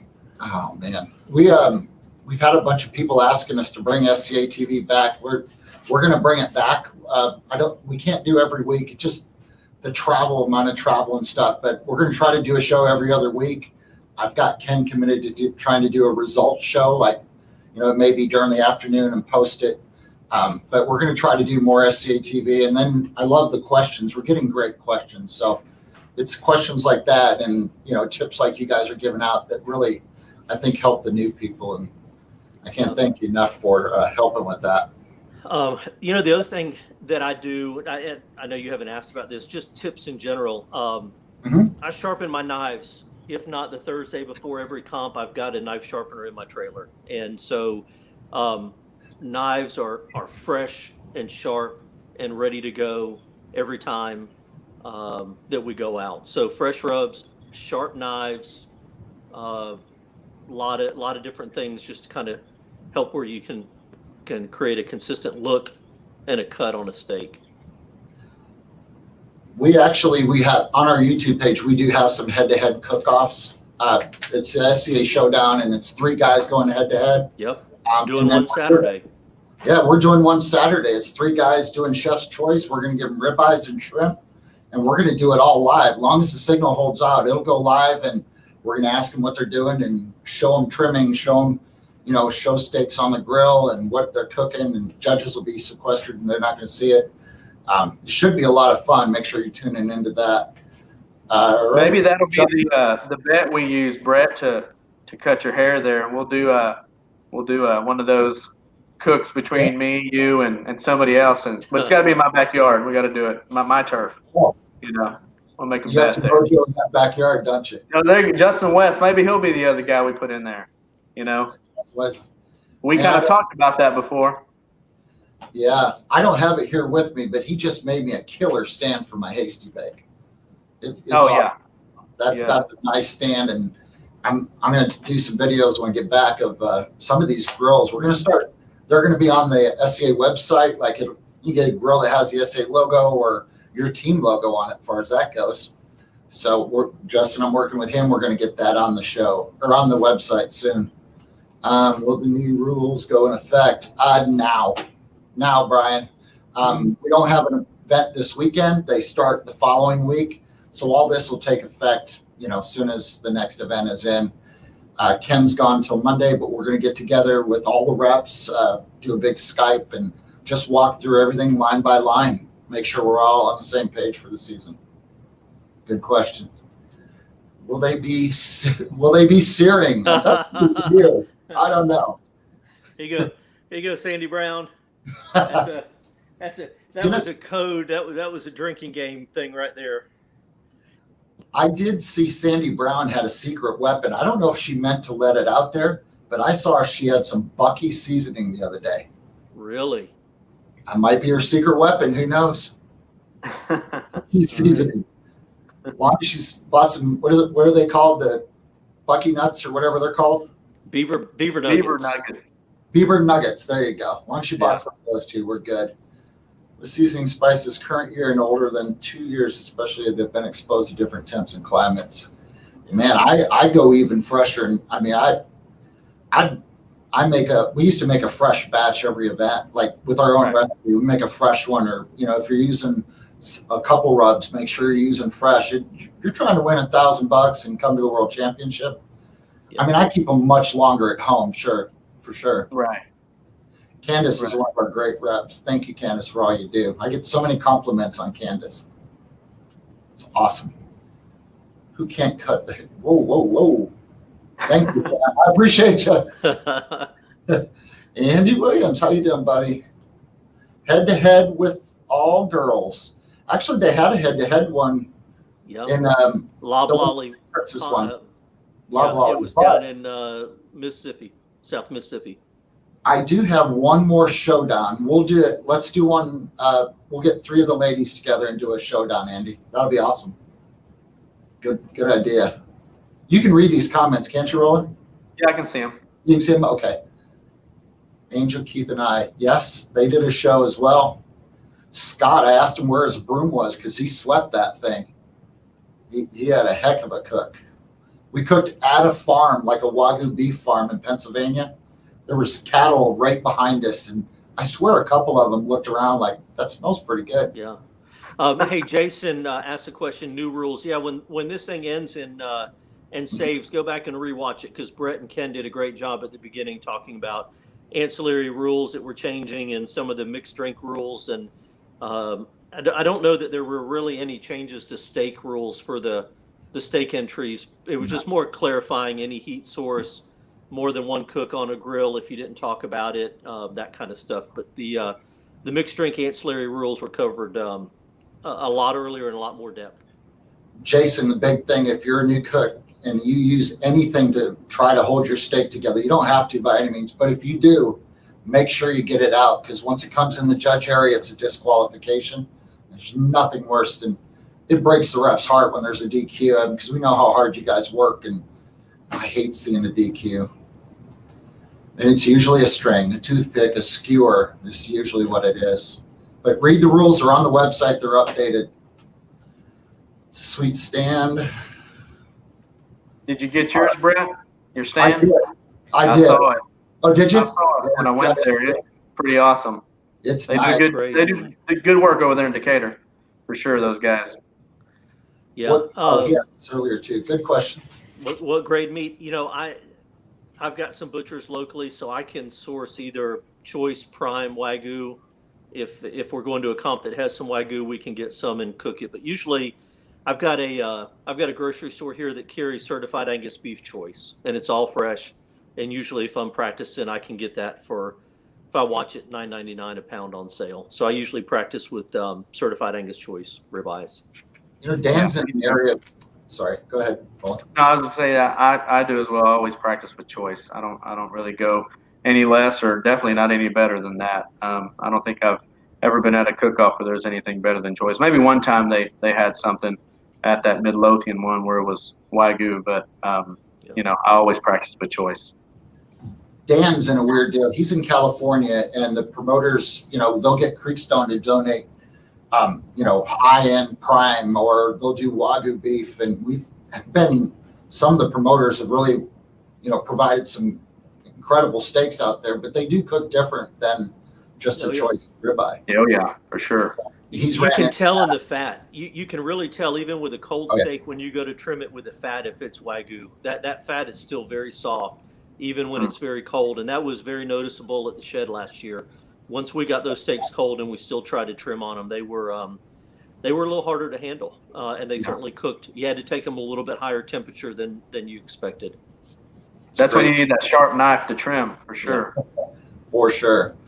Carl Granger, yes, we are. We're going to try to do it to where we can have the international reps on as well. And stay tuned, because we're going to do your Australia points here. New Zealand as well. All right. So we got some new events this week. Of course, we got the judge class tomorrow in Yep. St. John's. I'll be If you're flying. flying to Florida, come on down, brother. I'll be flying down there in the morning. We'll be ready for tomorrow night. Next weekend's Liberty, Texas. And all of these came in within the last, say, 30 hours. New event in September 25th, the World Squirrel Championship. We got one coming there. Ken's got a new event in Alaska coming. I'm not sure the date. He's working on it. But there's one coming to Alaska. First time. Peoria, Arizona called today with a double. Manning, West Virginia. This one is going to be whole hog. It's the second whole hog. Steak and ribs. And it's going to be in Pass Christian, Mississippi in May. Raw Brewery got a double February 20th. All these came in the last 30 hours or so. And they're starting to pick up. I think we have 226 on the schedule. And that's not counting any event that happened last year that just hasn't rescheduled yet. So it's going to be a big year. It's going to give guys choices where to cook, which competition is good for any of them. And those promoters that take care of their cooks, they're going to draw the teams in. Yeah.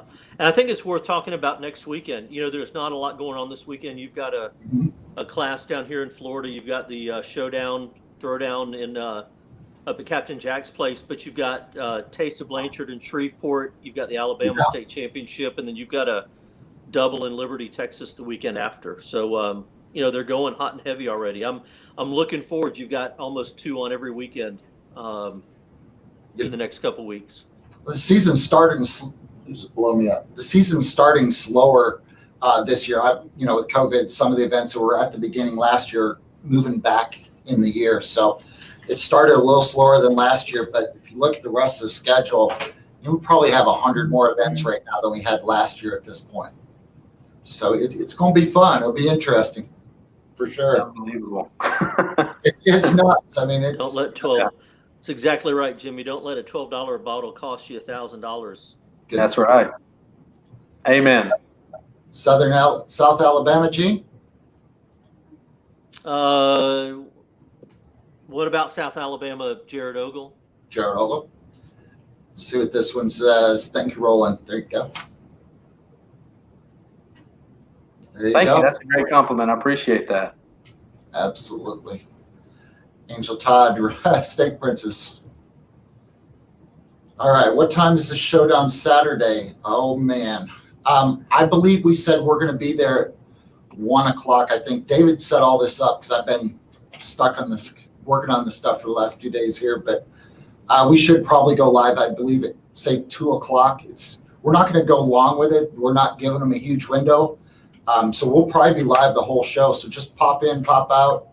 Make sure and follow this, whether you're on YouTube or on Facebook, and subscribe, that way it'll pop up once we're on. So right. You said it was going to be John Pendray, Jack Fallon, Brian Coleman? Brian Coleman. Yeah. And Fallon has a secret weapon. He's bringing the leprechaun out. Oh, Daryl's coming. Daryl's coming. Wow. We need to get a side bet going because you got probably Tanya as a sous chef for John. You're going to have Daryl and Jack, and then I'm sure Dana will help Brian. Gosh, that's going to be a pretty competitive. Pretty competitive. The steaks. It's hard. Every ribeye is different. Every steak is different. Every loin is different. But I agree. And that falls 100% on the promoter. We've tried programs. We're actually talking to Sam's about a national deal. There's more Sam's clubs than any other thing, large ones around the country, but we still haven't been able to get that worked out either. I like keeping the money in the community with the local butchers. Yeah. I think we should all support our local guys. Definitely. What was interesting last year when we were at the shed, they took the picture, they pulled all those tables out at one time. Mm-hmm. Took that picture from overhead at the from the freezer or the cooler overhead. And if you look at those tables, there were 1 or 2 tables that had really heavy marbled steaks. Now, they were all great steaks, but you could tell based on where some of those loins were cut. And it depends on the individual steer that's cut. Sure, yeah. you have some, even that those were supplied by Hassel and they were all great quality. Within that great quality, you just had some that were just a little more marbled than others, and you could see that in the white flecks of fat. And so, that's where you try to get the grade choice or better, and some can do top end choice, but you do have some variability, even if you're coming from the same processor, from the same cattle breeder, you get variability in genetics. So how many steaks were on that table? Oh man.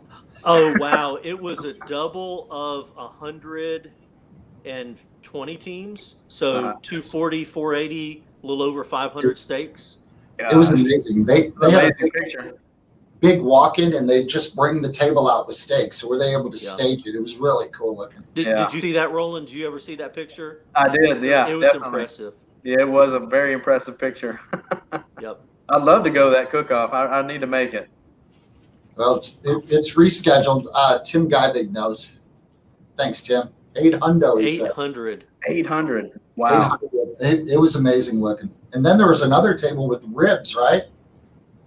And turkey. They were all kind of bulk pickup over at the side. I don't know how they were handling the ribs and the turkey. They were kind of done ahead of time with some of the teams. And the last two people that just commented, Tim and Candace, did a great job.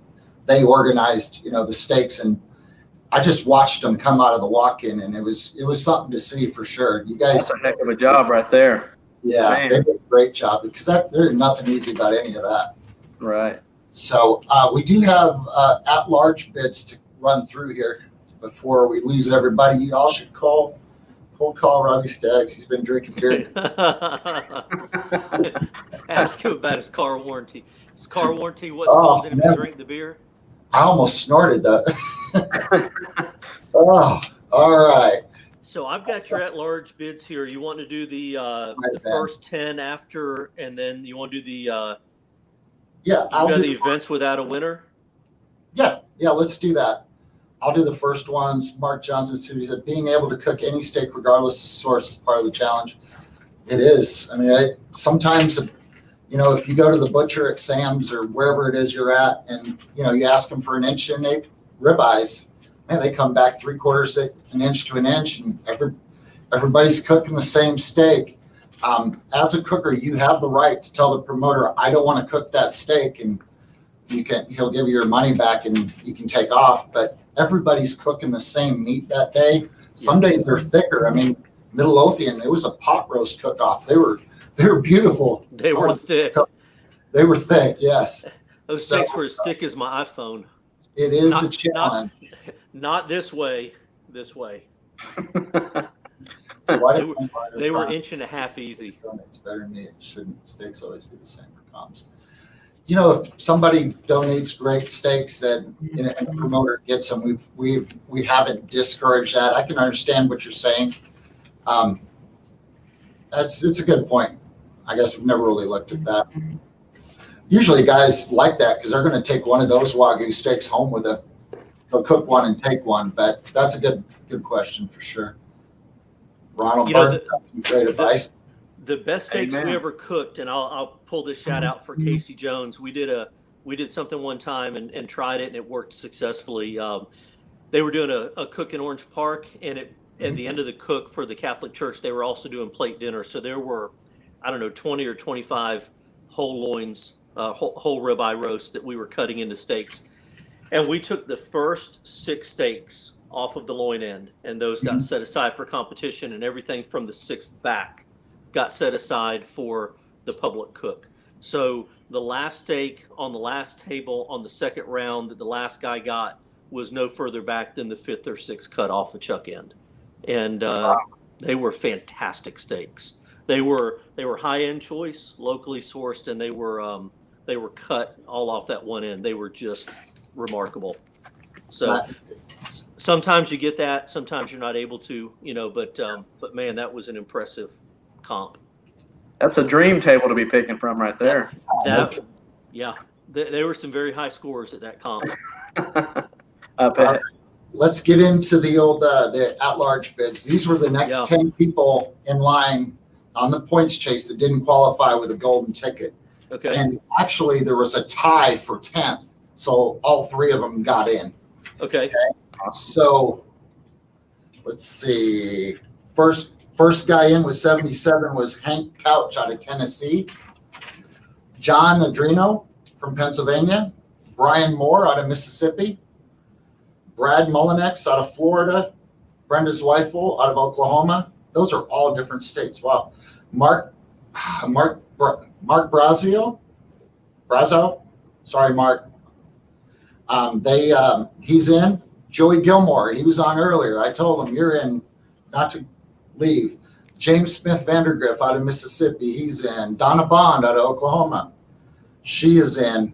Now, these people all had the same score. So it was Jim Bodie. Yeah, they tied, so they all get in with the same points. Jim Bodie out of Florida, Ryan Hamilton out of Kansas. Ryan, if I remember right, Ryan drove New Year's Eve and got enough points to get in. BJ Green out of Arkansas and Chris Hollis out of Washington. So Okay. Those are your next ones that were in line there. Yep. And they're in, and we're going to add you guys to the email list. You'll start getting emails about the championship.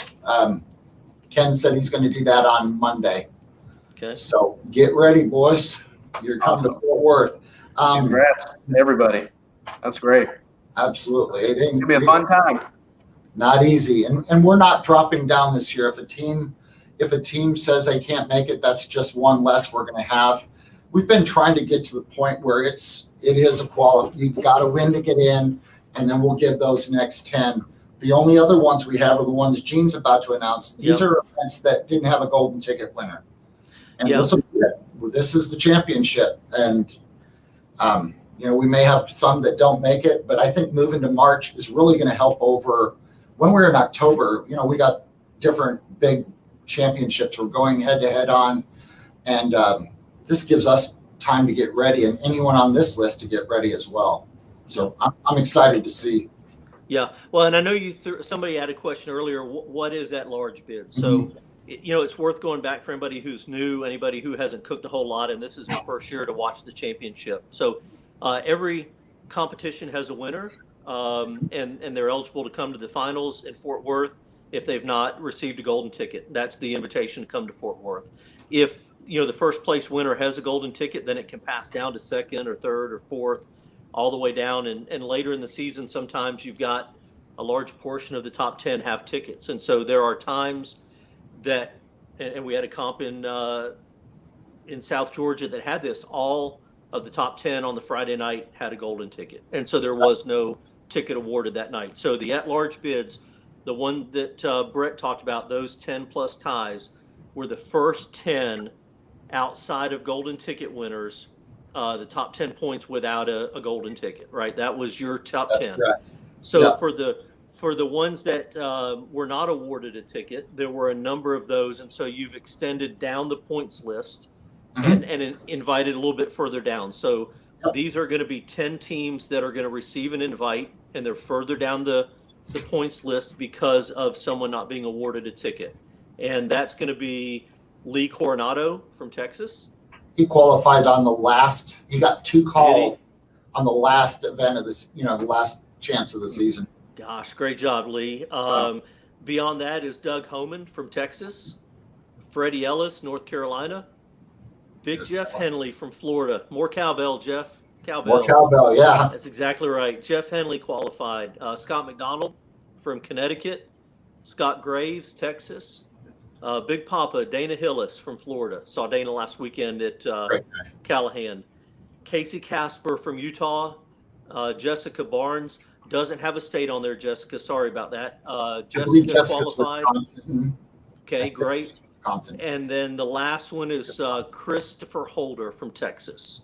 So that's going to round out your invites for the championship in Fort Worth.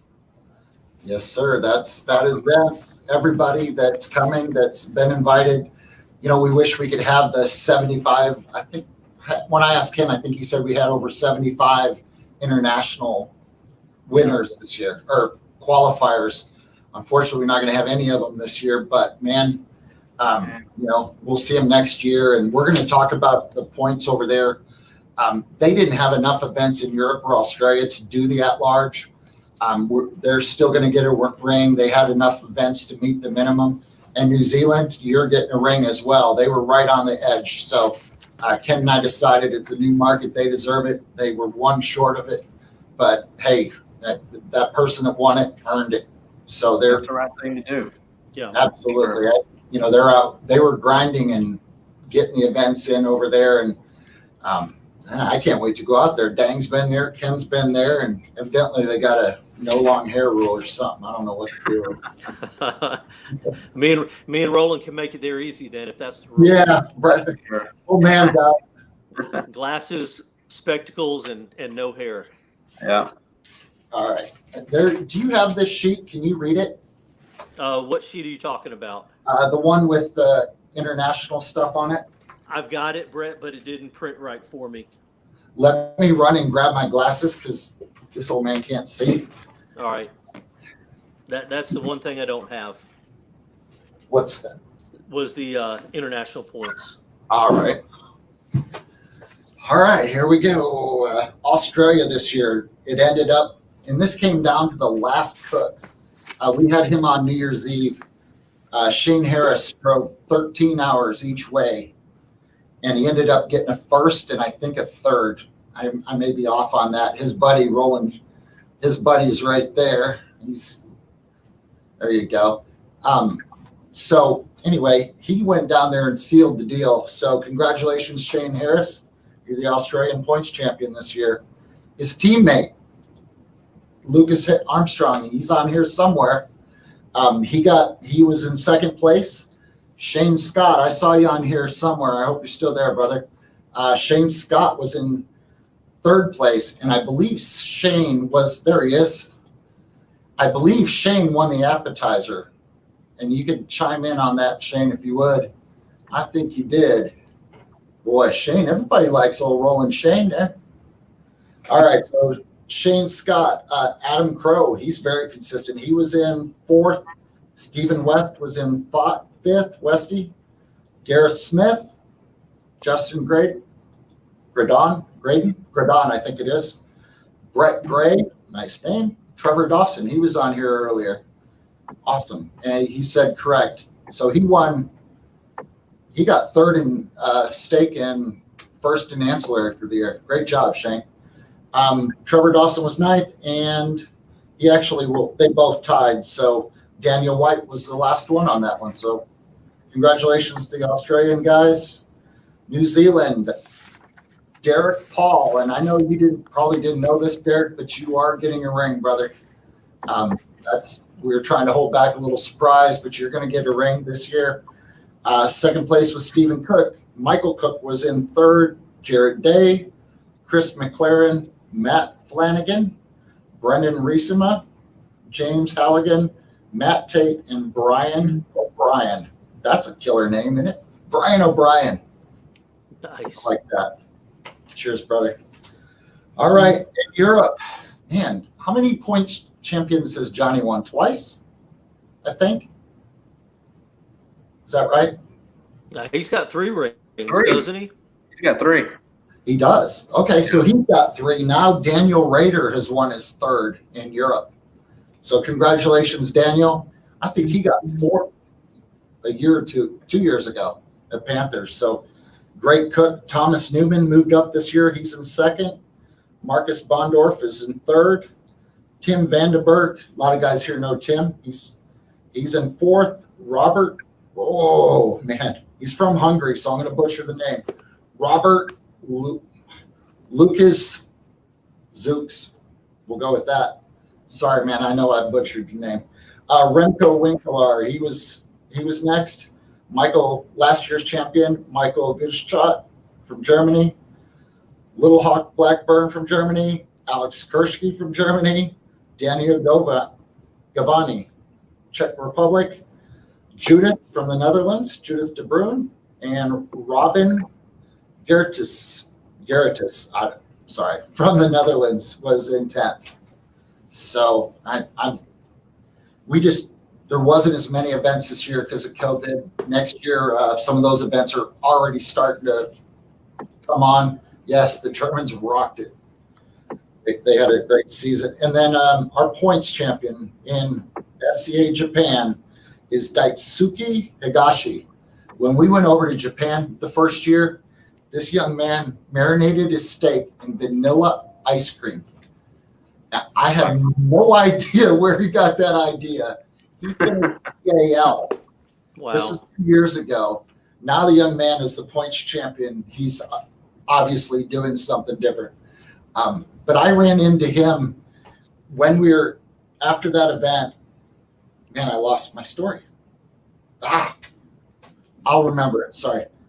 Second place was Ryo Nagami. Kushiwada was third.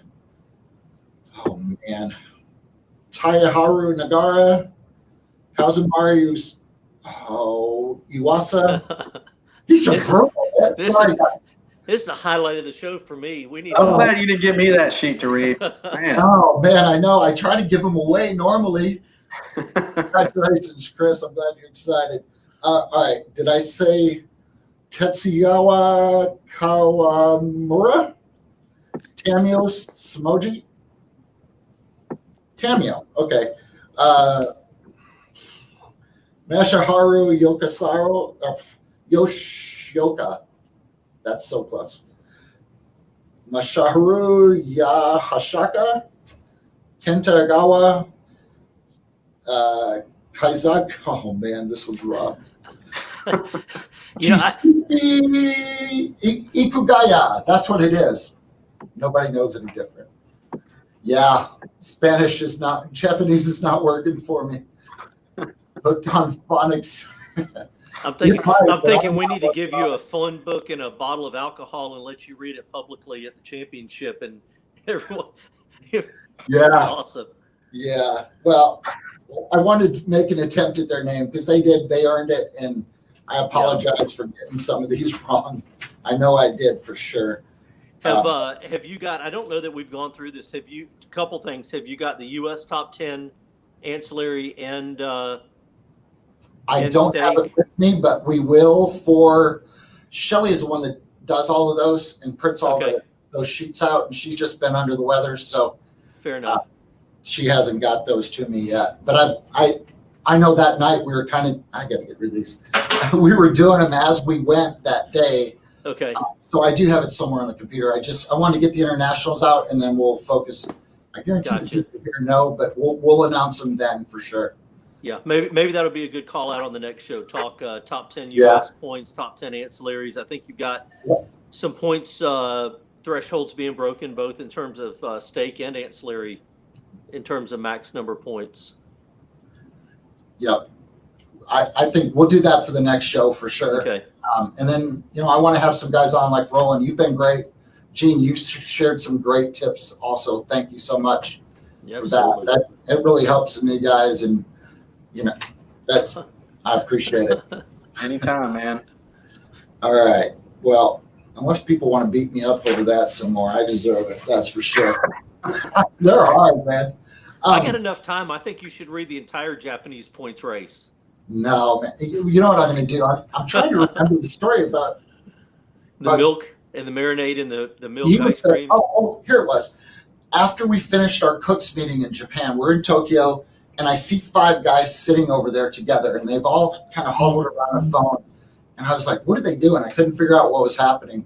So I kind of snuck up behind them, and I looked, and they were on a phone watching Malcolm Reed's How to Barbecue Right Cook a Steak. I took a picture of it for Malcolm and sent it to him, but how cool is that? That's a great video. That's the first video I watched. Was it? I mean, yeah, that was the first video back in 2016 when I first started thinking about cooking steak. That was one of the very first videos I watched, was his older video cooking on his back porch and what he did with the competition steak. It's a good video. There's a bunch of them on our page. Malcolm's got a great video out there. Darian's done a good steak video. If you just put SCA steak on YouTube, you can pull up some different videos.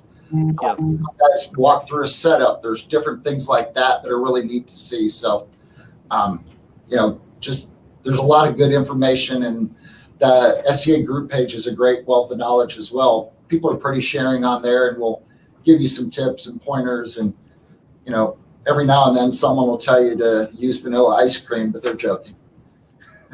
That kid, man, he turned it around. He's got like 5 wins now. Cool. So That's crazy. yeah, it's Wow. crazy. Good for him. Yeah. Unfortunately with international, we're just not going to see him. So we will not have a Thursday party this year, which was really neat to see the internationals. I'm thinking Thursday's probably going to end up at Joe T. Garcia's is probably what's going to happen. A lot of people. That's not bad. No, good option. Is Joe T's ready for that? That's the question. I don't know. That place is a city block long, man. Literally a city block. Yep. I think they can handle it. They're used to those big crowds. Yeah. Well, I guess that's good for you, Scott. Barbecue Champs is a great resource also. There's classes on there from some of our champions, great grillers that are on there. Yep. Terry Rome's got one on there. Matt Overson's got a good class on there. John Lindsay's got a great class on there. Who am I missing? I know those. Shauna's got one. Ty's got one. Shauna Rapolo's got a great one as well. And they don't just cook steak, they throw another category. So, they're a good class to get you started for sure. You're seeing guys with results from them. So good stuff. There's a lot of great resources. Just keep them coming, guys. It's amazing to see how far this thing's come. The quality of the cooks is, I joke I want to cook, but I'm afraid to cook anymore against you guys. You guys are awesome. Hey, listen, and you're never too far to learn something. I've watched some great videos. I've taught a few classes. Roland, you've done some classes, and I'm taking a steak class in a couple weeks. I know it's been put out there that Johnny Joseph's coming to Florida. He's doing 1 or 2 classes, and gosh, I'd be foolish not to go learn from him and spend a little bit of money. It's an entry fee and type of cost, and to learn from someone who's gotten 3 rings. And they announced today that there may be a surprise coming with that. So man, I'm looking forward to that. Cool. Yeah, anytime. Those classes were all great. Terry has another great class as well. I think I mentioned him earlier. Any of those, they're all, you can learn something from anybody, any class you take, anything you take. If you can pick one thing out of it, it's worth doing. Everybody's got that one little technique that's gonna help you out for sure. Absolutely. Everybody's got something, but I think we need to jump. We've been on here for almost 2 hours, but I want to thank everybody that watched today. If you have more, we're going to be back on Saturday. If you have any questions, just let them fly. The amount of questions that came through, I think we're good. I think there's some good questions. Sure. So, and you guys, last comments from Eugene? No, just get out and cook one. A lot of people are like, hey, I want to come see, I want to come look out and see what this is about. But, find a competition. There's some Friday night jackpots added on to some that are only $50 or $100. If you don't want to pay a full entry fee, go do a Friday night comp in conjunction with a barbecue. So. Do you have an online class, Roland? No, not online. We've just done personal classes, up front at a different place. Yeah. Mm-hmm.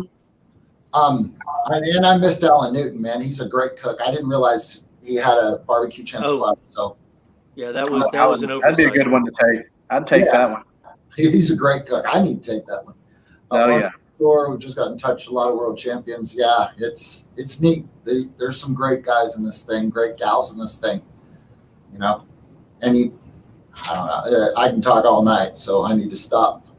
So, but thank you guys for watching. Thanks for being part of it. Roland, do you have want to plug your sponsors or anybody that you want to thank? I just want to thank you, Ken. For getting this going from the very beginning, man. Y'all have done an amazing job. It's it's amazing where it's at today, and you're rattling all these names and in different countries and names you can't pronounce. Would you ever thought it was this big when you first started? Y'all taken it, run with it, and you've changed the lives of many people, including myself. So it's been great. I thank you. Sponsors for me. I thank Royal Oak, Hasty Bay, Grill Great. Of course, Grill Great is probably the single most important product that everybody uses out there nowadays. I remember seeing Brad walking around, trying to hand that stuff out, giving to people, and at different comps and stuff, really trying to get it going. And now it's just exploded. It's amazing, man. And things like that, people like that really made this happen and take it to where it's at. And, of course, my biggest sponsor probably more than anybody is my wife being able to put up with all this. I'm blessed to have the family that I do have that supports me, and then my girls go out and cook and they enjoy it. There's nothing, better than being a dad and having kids that want to go out and do what you do. That's a heck of a feeling, man. And I love that. And the SCA trying to make it a family atmosphere was amazing. So, I'm excited. Can't wait for the World Championship. It's going to be fun. And like we talked earlier, that's what it's about. Go out there, have a good time, meet as many people as you can. There's a lot of fun, great people out there, and have a few good beverages and just kick back and, see what happens. It might be your day. You never know. Just never know. That's right. But thanks for having me, man, on tonight. I appreciate it. Love coming on and talking steak and tips. It's fun to me. I love it. Love helping out any way I can. Absolutely. Thank you for coming on, Roland. We appreciate it. Keep doing what you do. Keep those Thank you, man. I appreciate it. All right, brother. Take care, man. See you, Gene. Yep. See you in take Fort Worth care. in March. Thank you. All right, guys, man, that was a lot of them. We had a bunch of questions and comments, and I think I may have missed some other people that are doing classes. I apologize if I missed anybody. But man, it was a good show.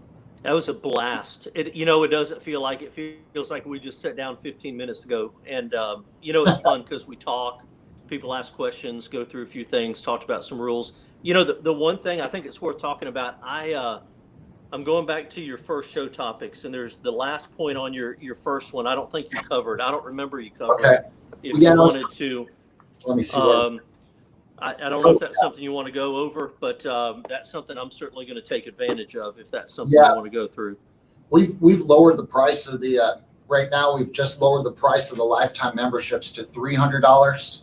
Yeah, and it's normally $40 a year, and but you can get a lifetime for $300. It helps us, help support the organization and keep things going. But we're just glad you guys are cooking. Glad you're all part of the organization, and we're learning from you guys, and we're always listening. We're always paying attention. You may not see me sometimes on social as much, or Ken, but Angel does a spectacular job of helping keep up with that. There are administrators that alert me if I have any questions, but it's been a blast. We're having a good time with this, and there's a show every week. The Arcasipi does a show, so they do a great job, and they've been very supportive of SCA. Thank you, John and Ron, for what you're doing with that. Thanks for having us on the other day. It was great to be able to talk about it, kind of preview what's coming. So, man, been a good one. Gene, you want to thank any sponsors or anyone? Yeah, I don't always do that. Big Green Egg has been great with us since barbecue from the first day we started doing competition barbecue, but I've never carried any rub or charcoal sponsors. We just kind of buy what we use. And I mentioned earlier that P&L is one that we do use, and we've used it for a number of years. But, I buy B&B charcoal locally. We've got a good local supplier for rubs, either Pinch Penny Pools, 210 and St. John's is a great one. Megabyte Barbecue, Orlando. Area is a great one, is where I get all my stuff locally and support them and buy everything. So they've been good. The new one we've kind of picked up, if this really sent us a lot of product to test out this year, has been Matt Overson with Wicked Pig. And if there's one, I guess, product that we've been given and sent to us to test out and work on is that. And then last time I saw Jeff Jacobson down in Midlothian, Texas, he gave me some of his homebrew Midwest dust. So we've been playing around with that a little bit here in Florida and trying to get that out and test markets and try that a little bit. So a big thanks to Jeff for hooking me up with some of that. There's some great guys out there that are willing to share what they're doing, and there's some great products. A lot of them are carried at Ace Hardware as well. Oh, A lot of the different Aces, not every Ace, but like our rubs are at Ace a lot. Some of the World Championship rubs are at Ace. Some of the guys that have won the World Championship. So you can find a good resource there. They carry a lot of grills and supplies. So check out Ace Hardware for sure. We're going to be at Pinch a Penny tomorrow for that class. Yep. So it's an amazing, Yeah. that store is an amazing store. It's got as many championship caliber steak and barbecue rubs as any mainline online barbecue shipping store's got. yeah, and it's right next to a Hurricane Grill. That doesn't hurt. Yep. Yeah, it's a nice store, and this is our second class there, I believe. It's got a doctor's office right next door. So if you need some Pedialyte on one side, some wings on the other, some barbecue right down the middle. It is a Very good long shape. flight, so I might.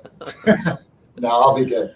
All right. Well, thank you, everybody. Appreciate you. Yep. Fly safe. Yeah, I'll try. Thanks for coming on, Gene. I really appreciate it. Everybody have a great weekend. Tune in on Saturday. We're going to do that show live. Stay Cool. safe, guys. See you Love then. y'all. Appreciate you. Bye.